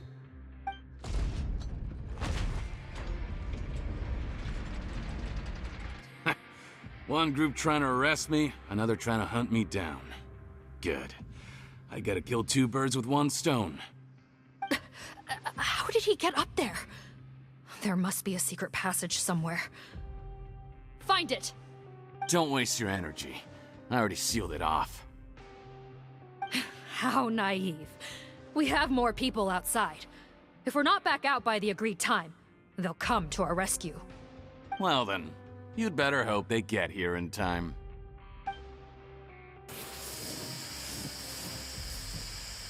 There's some kind of gas leaking from the pipes. Be careful, it's poisonous.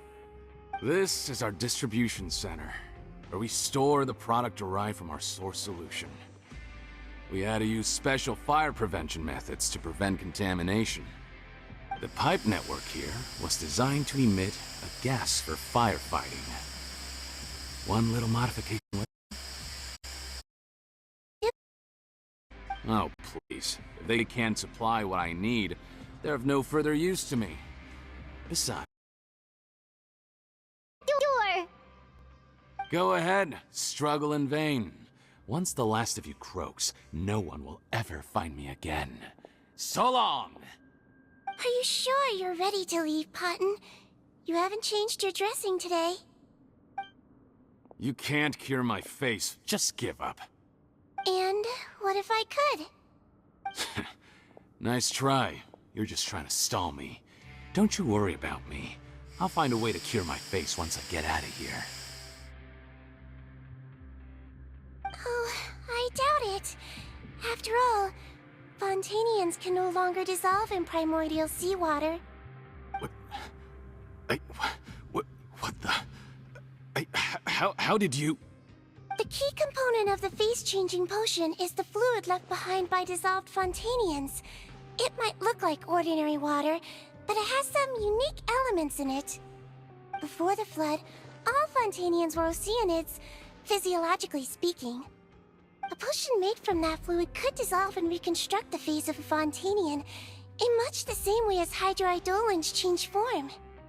Theoretically, it could give someone any appearance they wished.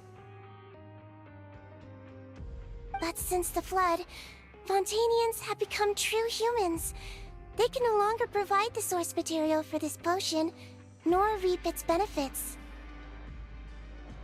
Are you saying this potion is made from Fontanians dissolved with primordial seawater?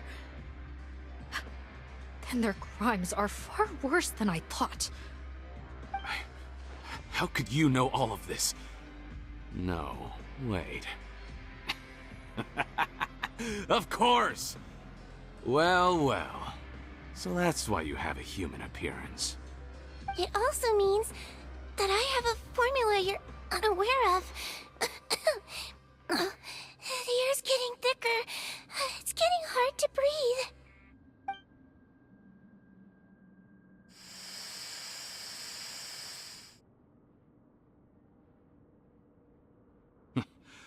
I might get to make a deal today after all. Alright, keep talking. How do you intend to give me the formula?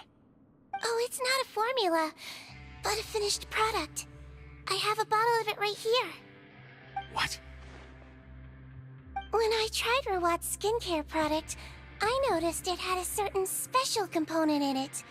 So I had my friends gather some other ingredients for me, and sure enough, a little experimenting later, I'd produced the potion. I'm guessing his skincare lotion contains the fruits of your joint research? Huh. Impressive guesswork. Yeah, we were his supplier for some of the raw ingredients. But it only contains a tiny amount of the active ingredient. The effect is minuscule compared to the undiluted fluid. Well, I found a way to reverse the dilution process, giving the skincare lotion a similar effect to the fluid it is derived from. That's impossible. If I tell you some of the ingredients, I think you can figure it out. First, you need to combine tainted hydrophantasm tissue with transoceanic pearls at a ratio of around 3 to 7. Tainted hydrophantasms and transoceanic pearls. I see. Can't believe I never thought of that. So, can we make a deal? Sounds good to me. There's a delivery pipeline beneath this window. Drop the potion in, and I'll release you all. Nope, not trusting you that easily.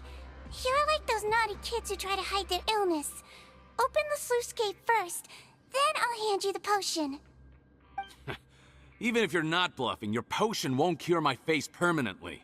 You really think you have any leverage here? I'm not closing the valve this time.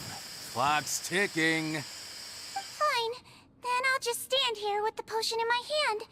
And when I faint from the poison, I'll drop it and it'll be destroyed. No.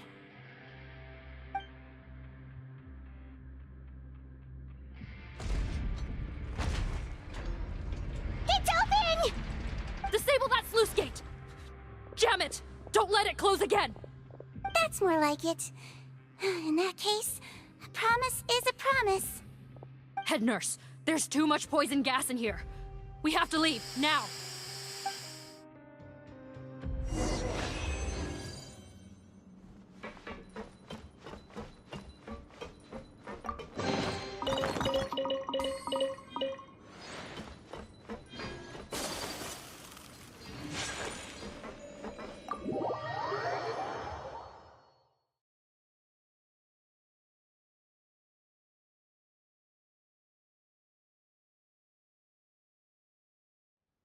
Whew.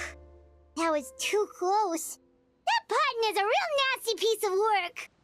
Oh, don't be too quick to sit down. Moving around a little will help relieve the soreness. Same goes for you, Traveler. Oh, but Paimon, you should be fine, right? Flying fast is pretty tiring too, actually. Anyway, that's not important right now. Paimon's still shocked to learn that there's a whole criminal operation going on behind that skincare lotion. Shame I ended up giving the improved version to Potten after finally making it for you. I'll make you some more, I promise. No, please don't. Paimon doesn't want to use that stuff anymore. Still, it was a pretty good job that Paimon wanted to buy some in the first place, huh? It ended up saving everyone's lives. That's gotta count for something. Yeah, Paimon was just kidding. Head nurse. I've done a final head count of our team and the criminals. Everyone's here and doing fine. We're ready to escort the fugitives back to the fortress of Meripede. It's a shame that we didn't find Rawat. At this point, I'm afraid he's probably deceased. What a horrible bunch. Especially that Potten guy. If he hadn't made good on that deal, we'd all be dead because of him. No, we wouldn't. I always keep a whole bunch of antidotes on me for emergencies, and one of them neutralizes that poison gas. We'd have been fine, even if you hadn't opened the gate. What? Then why did you give him the potion? If this is true, I must concur. Sorry to be blunt, but I think you made a bad decision by handing him that bottle. If he changes his appearance and flees Fontaine, it's unlikely that we'll ever find him. No matter how cooperative his accomplices are when we question them. No, you don't understand. I gave him the potion precisely so we could be sure where he'll go next. What do you mean? We gotta hurry. She won't last much longer.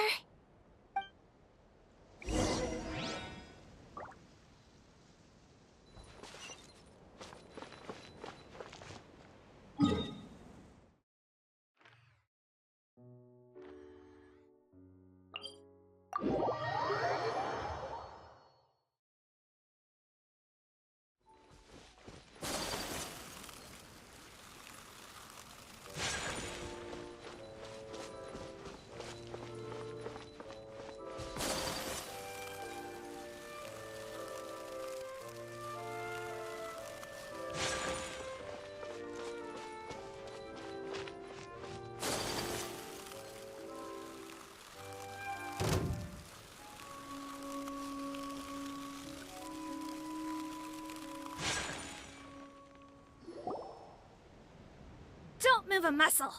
I might be short, but I pack a mean punch. Captain, you're just in time.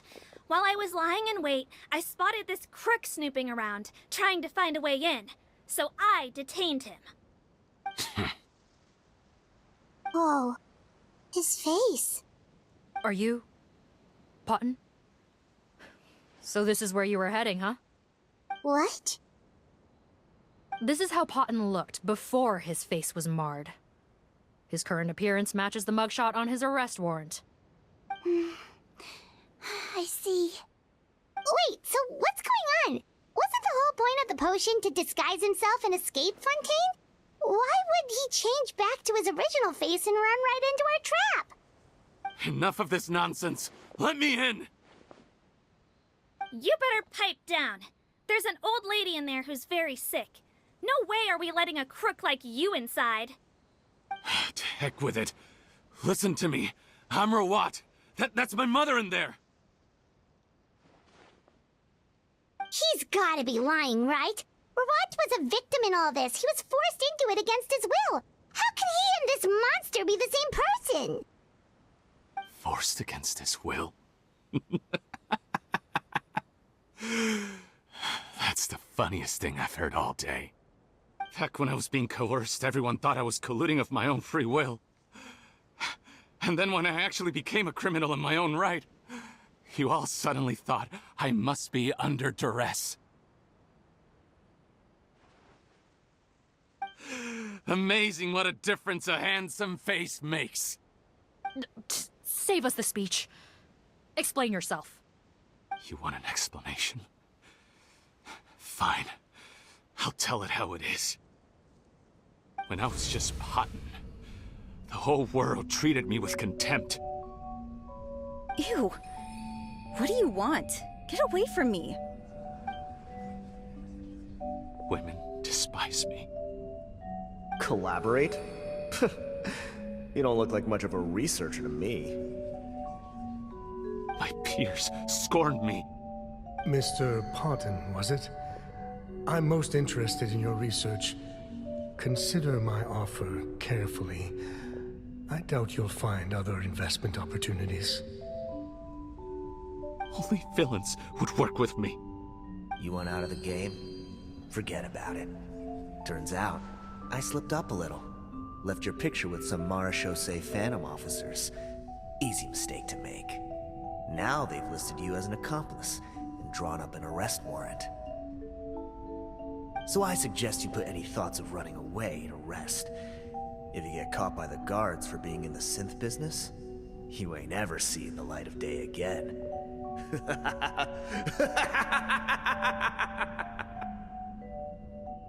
There was no way out for me. Until I could stop being Potton. Mr. Rawat, I have something I'd like to tell you. I became popular with women. This new potion you developed is fascinating. Genius, in fact. Would you consider working with me? I'd be happy to sign a licensing agreement. My peers looked up to me. Okay, I'm very interested in your research, sir. You must no doubt have offers from countless investors, so far be it for me to ask for a full collaboration, per se. I merely wanted to express my interest. No pressure at all, naturally. And the villains even began to fear me. Becoming Rawat showed me what a superficial world we live in. But I did not hold a grudge. After all, this superficiality could be made to work in my favor. Or so I thought. But alas, the world seemed bent on finding a reason to make me despise it. Mother, I'm back. How are you doing? Who are you? I bought the best medicine Mora could buy, but nothing would cure her illness. In the end, I hoped she'd at least be able to see her son one last time before she passed, but when everyone else rejected me, the only person who cared about me was my mother. Then, when I became a rising star in the Fontaine Research Institute, I was unrecognizable to her. I have to let her see me again. Even if it means donning my own wretched, ugly face. Well, is that enough explaining for you? Now do you understand? Let me inside already! Have you ever considered if you'll even be able to look your mother in the eyes after what you've done? You found a way to completely change your identity. You could easily have escaped from them. But no, you chose to keep working with them. Why would I want to give up on such a lucrative business? The profits were dozens of times that of the synth business, and it was all above board.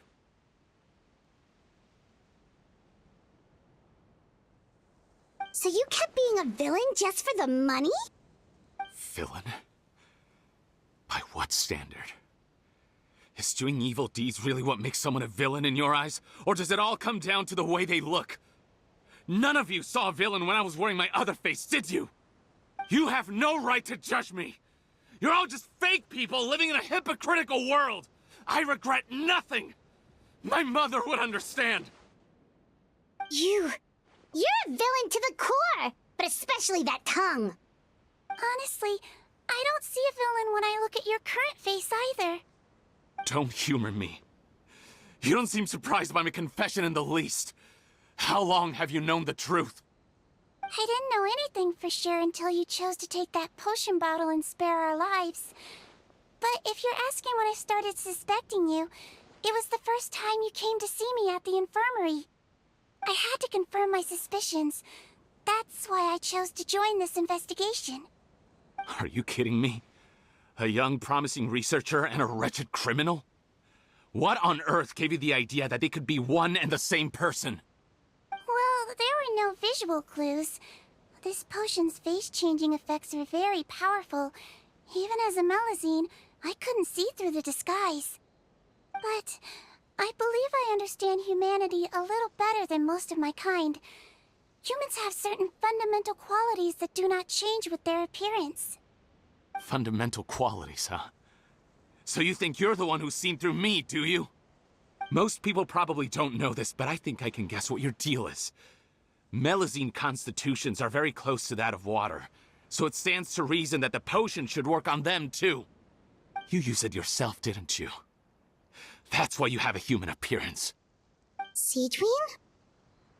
Yes, you're right.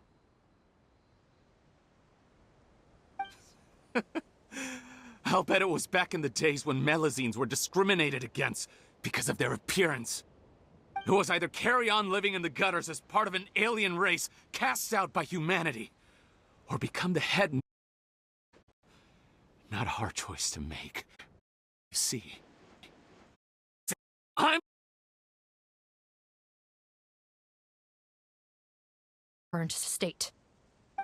Don't worry. Back in the warehouse when I traded the potion for our lives, I was doing it to test him. He was willing to risk sacrificing his only chance of escaping capture by opening the gate in exchange for the potion. Also, he could see his mother again. If nothing else, his concern for his mother is genuine. I see. So before you arrest him, please allow him to see his mother one last time. The Traveler and I will accompany him. You have nothing to worry about. All right. I understand.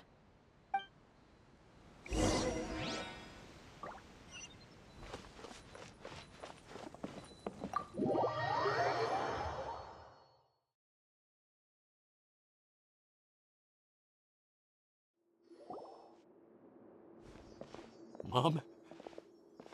It's me, Potton, your son. You recognize me now, don't you?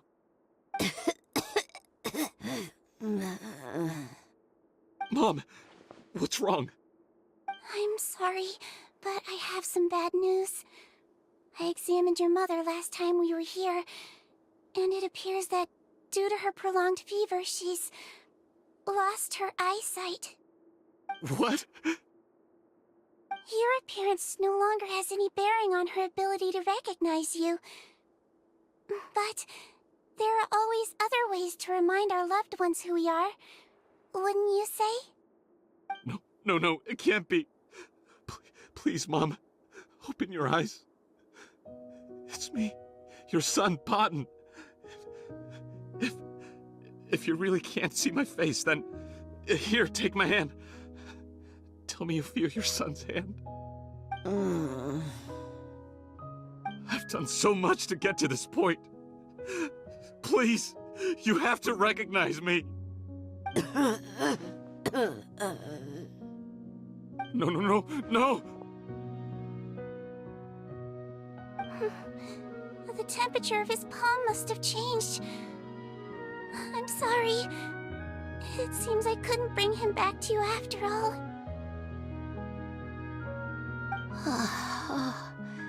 It's you. Thank you.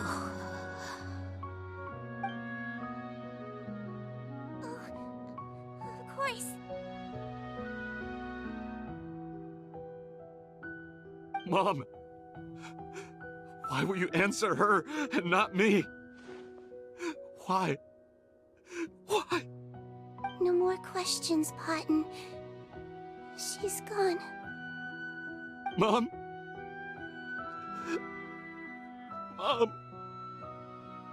I'm sorry to say this, Potton, but you and I are not the same.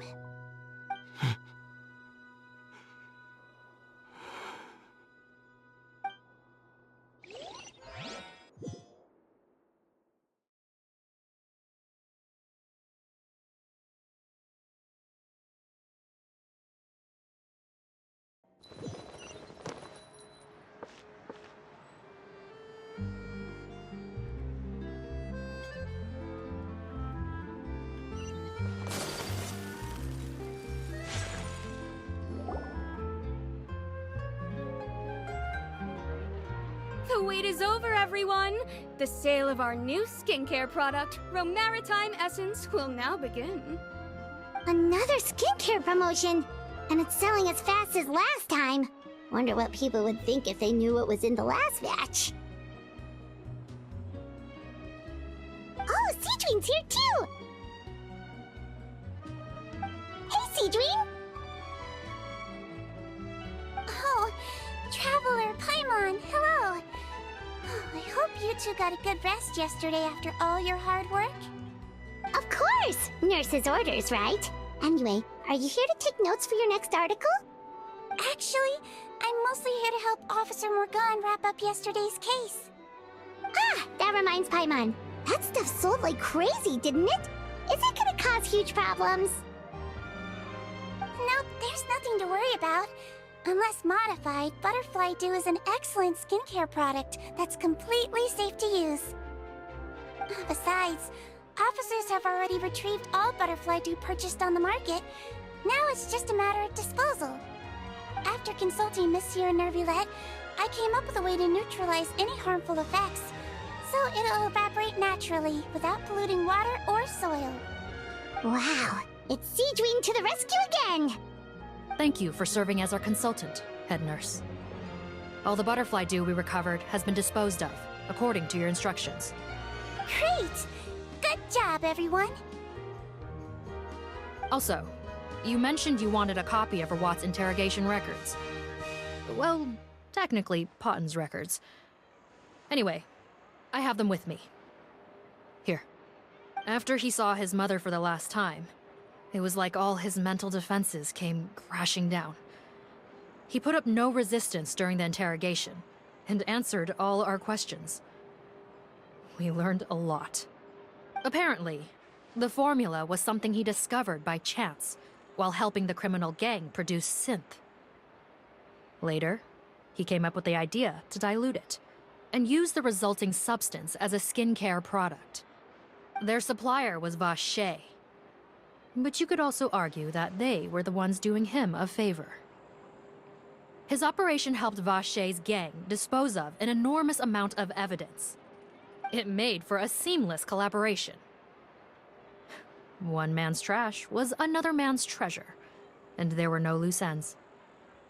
It's no wonder we never noticed what Potten's gang was up to. Vache again, huh? Is there still no end to the harm he caused?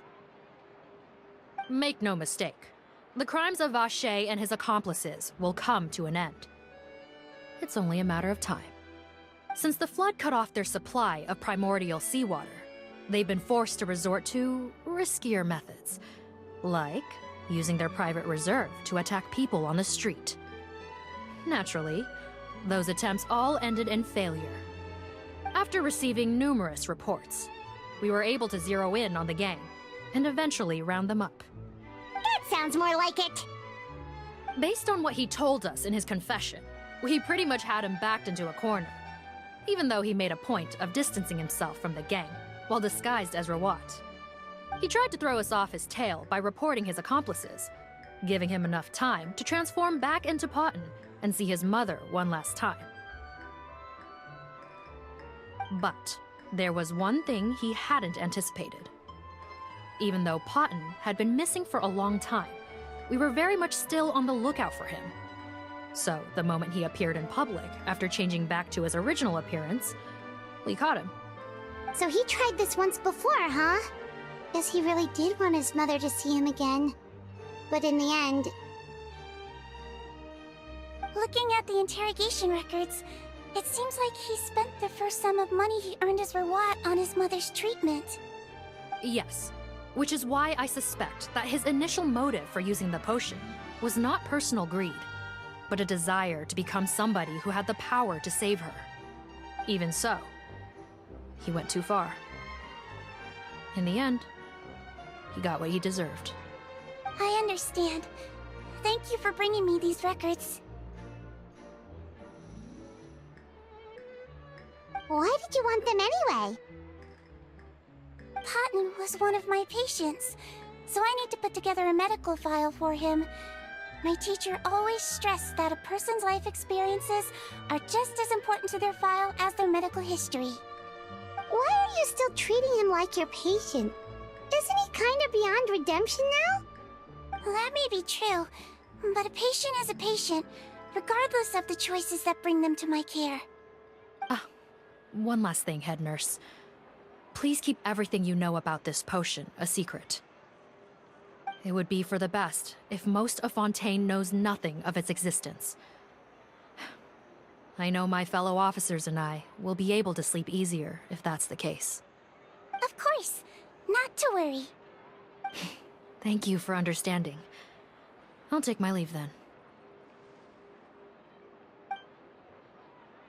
So, Sigewinne, did you really use that potion yourself? Why do you sound so surprised, Paimon? I told you all about it. It was quite a while ago now. You mean that story about the witch and the potion? So it was really, actually, genuinely a true story? Yes, it really actually genuinely was. But... I know. There are some secrets I can't tell anyone about. But considering everything we've been through together, I know I can trust you with them. Before I tell you though, could you follow me somewhere? I want to pay my respects to an old friend. Of course!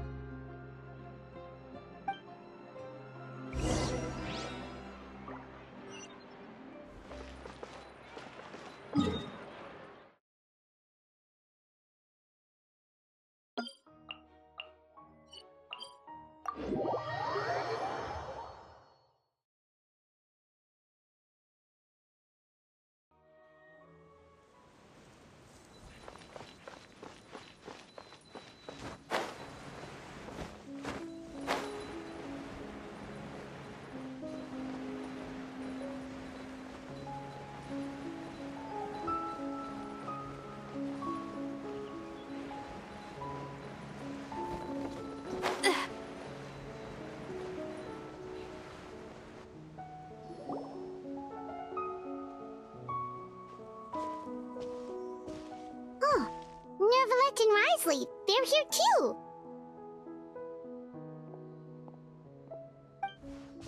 Good to see you, Traveler. Paimon. I trust all has been going well for you? Big news, everyone. The Udex is out of his office on important business. Is that genuinely something people would consider big news? Why wouldn't they? Important business is a big deal. Yes, you're quite right. When someone you care about requires emotional support, being there for them at the right time and place is of the utmost importance. After reading the Maréchal Phantom's reports, I had a feeling a trip here might be in order. Take note. That, my friends, is how Monsieur Nervalette shows that he cares. We're both here for the same purpose, actually. To accompany Sigewinne as she pays her respects to her late teacher. So the old friend she mentioned was her teacher then? The witch? Oh, sorry. Paimon didn't mean to be rude. It's only 'cause Sigewinne calls her that all the time, so... I doubt she considers that title to be offensive, Paimon. Don't worry. Indeed. In fact, I believe Sigewinne would take it as a sign of affection. She has spoken of this doctor on many occasions, and it sounds like she was a truly generous individual. In those days, many people harbored prejudices against Melusines. She was the only teacher willing to take Sigewinne on as a student. Wow. It's really nice of you two to be here for Sigewinne. Guess you guys really look out for your younger colleagues, huh? Younger colleague?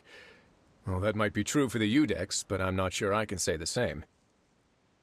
Sigewinne served a sentence in the fortress of Meripede hundreds of years ago, and after she did her time, she decided to stick around. She's been an integral part of our administration ever since. Strictly speaking, the head nurse has been around longer than most people in the fortress, myself included. Pretty sure that makes me the younger colleague. She served a sentence?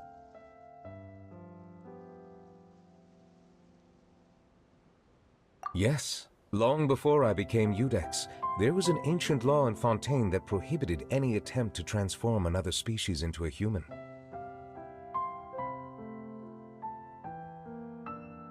Initially, I and most researchers believed this law to have been imposed due to ethical concerns. But now, it seems more likely that the law was nothing more than an insurance policy, a way for Egeria to ensure that her people would remain insulated from the truth, thus enabling them to lead more straightforward, happier lives. Ignorance is bliss, as they say. Sigewinne had her reasons for choosing to obtain a human form, but the act was nonetheless in clear violation of the law. Could you tell us a little bit more about what happened back then? Certainly. Sigewinne does not object to her close friends learning about her history. In fact, I first learned of it myself because she confessed the truth to me of her own volition.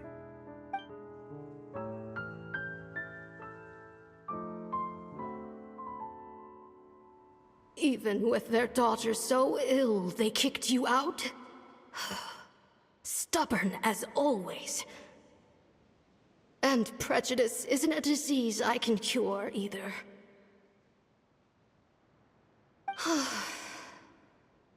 Shame that I don't have the energy to get over there. You're laughable, you old witch. You want to save everyone in Fontaine, but you can't even save the patient before you. Master, what are you... I discovered a strange disease, one I suspect that every Fontainian suffers from.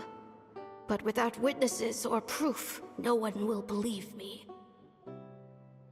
I had no choice but to experiment on myself to find a cure, but I hit a wall. And as you can see, it took a wretched toll on me. Then I'll find a cure for you, and then you can go cure her. There's no need. I am beyond saving now. There's nothing you can do. But, Master... As I said before, a doctor's duty is to treat whatever ailments they can. I know, but they don't trust me at all.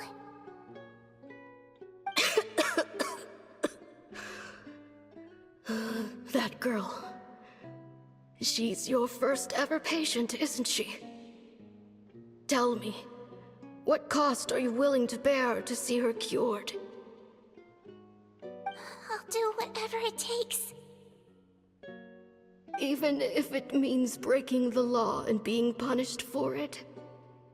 As long as I don't hurt anyone, yes.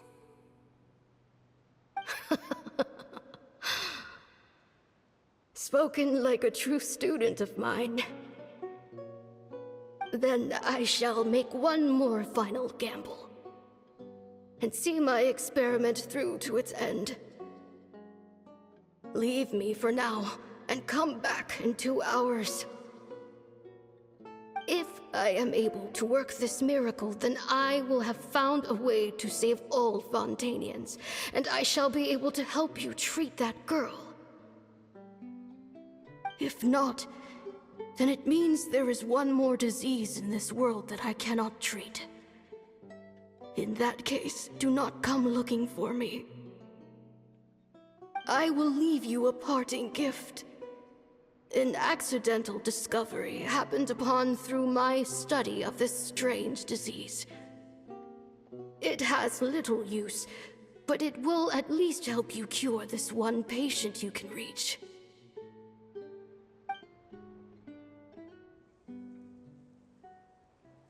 When Sigewinne returned, the miracle had not occurred. She found a potion bottle and a note on the table. After using the potion as instructed, she gained her current form, breaking Fontaine's law in the process. And after I had confirmed the veracity of the events, I gave my verdict. So that's what happened.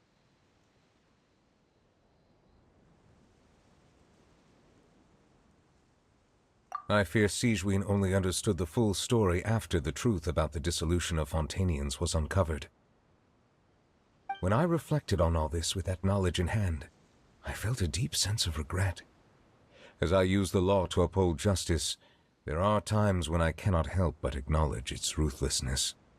After the final details of the events surrounding Sigewinne's transformation came to light, I checked several sources and, thankfully, the legal code does not require Sigewinne to shoulder any additional punishment. Wonder how she feels about all this. Since she invited you here, I imagine she intends to speak of these matters with you, no?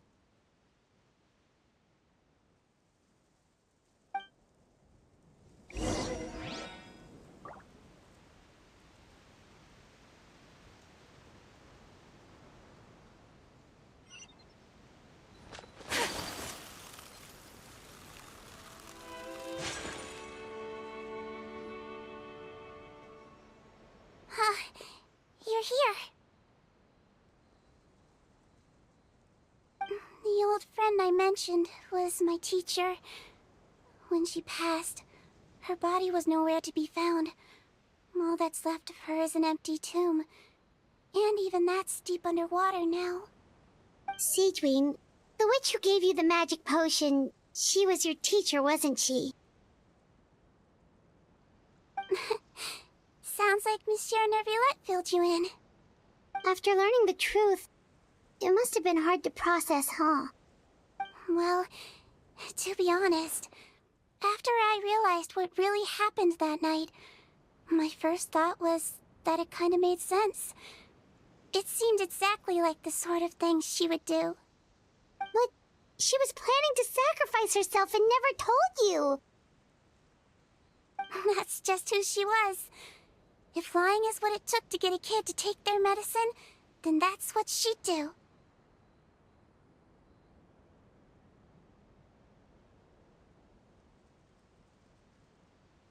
All right, but why did you turn yourself in? I broke the law, simple as that. My teacher made her choice, and I made mine. True. It's just the way Patton framed it when he was asking you all those questions, it made Paimon really mad. You're not like him at all, and everything Neuvillette said confirms that. And yet, you were still convicted and thrown in prison. It just feels so unfair. Unfair? I happen to think just the opposite. If I hadn't served that time, I'm not sure I would have been able to stay strong when he was questioning me. What makes you say that? I knew you'd be curious. Let me tell you a story.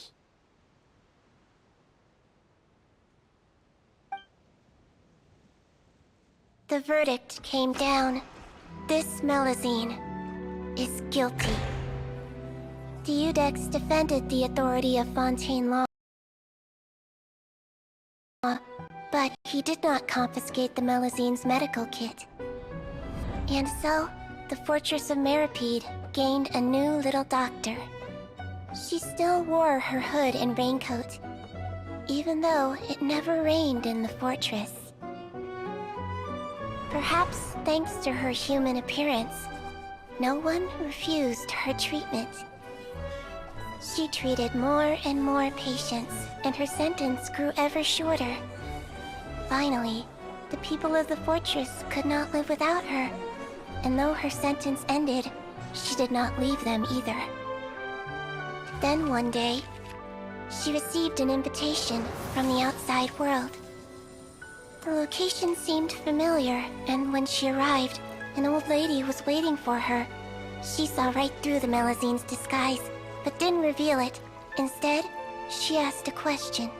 Tell me, why do you think you gained the respect of so many people, despite being a Melusine? Because I look like a human? It's been 50 years, Sigewinne, and you haven't aged a day. I think everyone knows you are not human. I finally found you, After all these years. I still remember, you know. It was you who saved me that night. But how? I was no longer a Melusine by then. Does it really matter if you're human or Melusine? I remembered the warmth of your palm.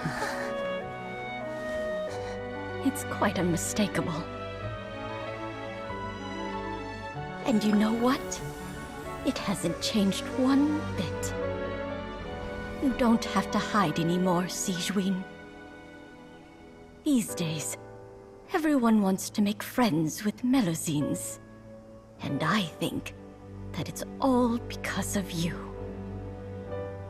I'm sorry I couldn't say this until now, but thank you, Dr. Melusine. Now that's an ending Paimon can get behind. After hearing everything Paten said, I wanted to tell him that it didn't matter who he looked like on the outside. But it was too late. The warmth in his palm had already disappeared. I tried to treat him, but the roots of his problem had nothing to do with his face.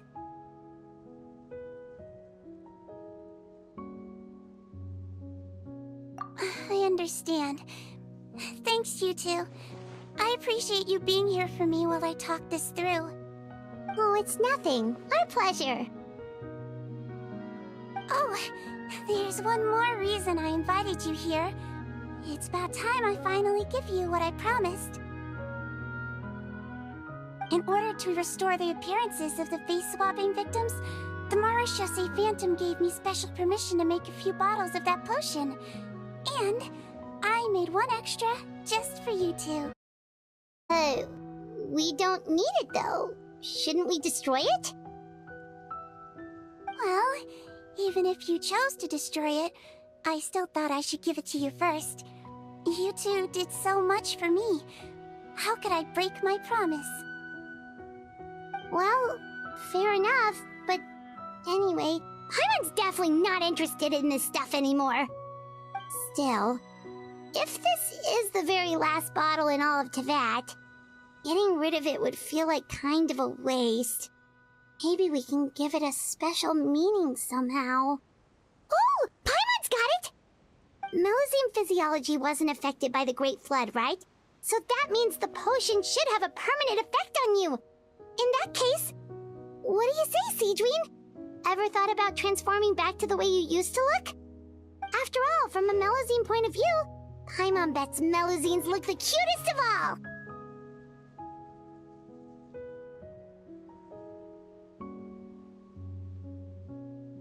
Paimon, after everything, do you really think it matters whether I'm Melusine or a human?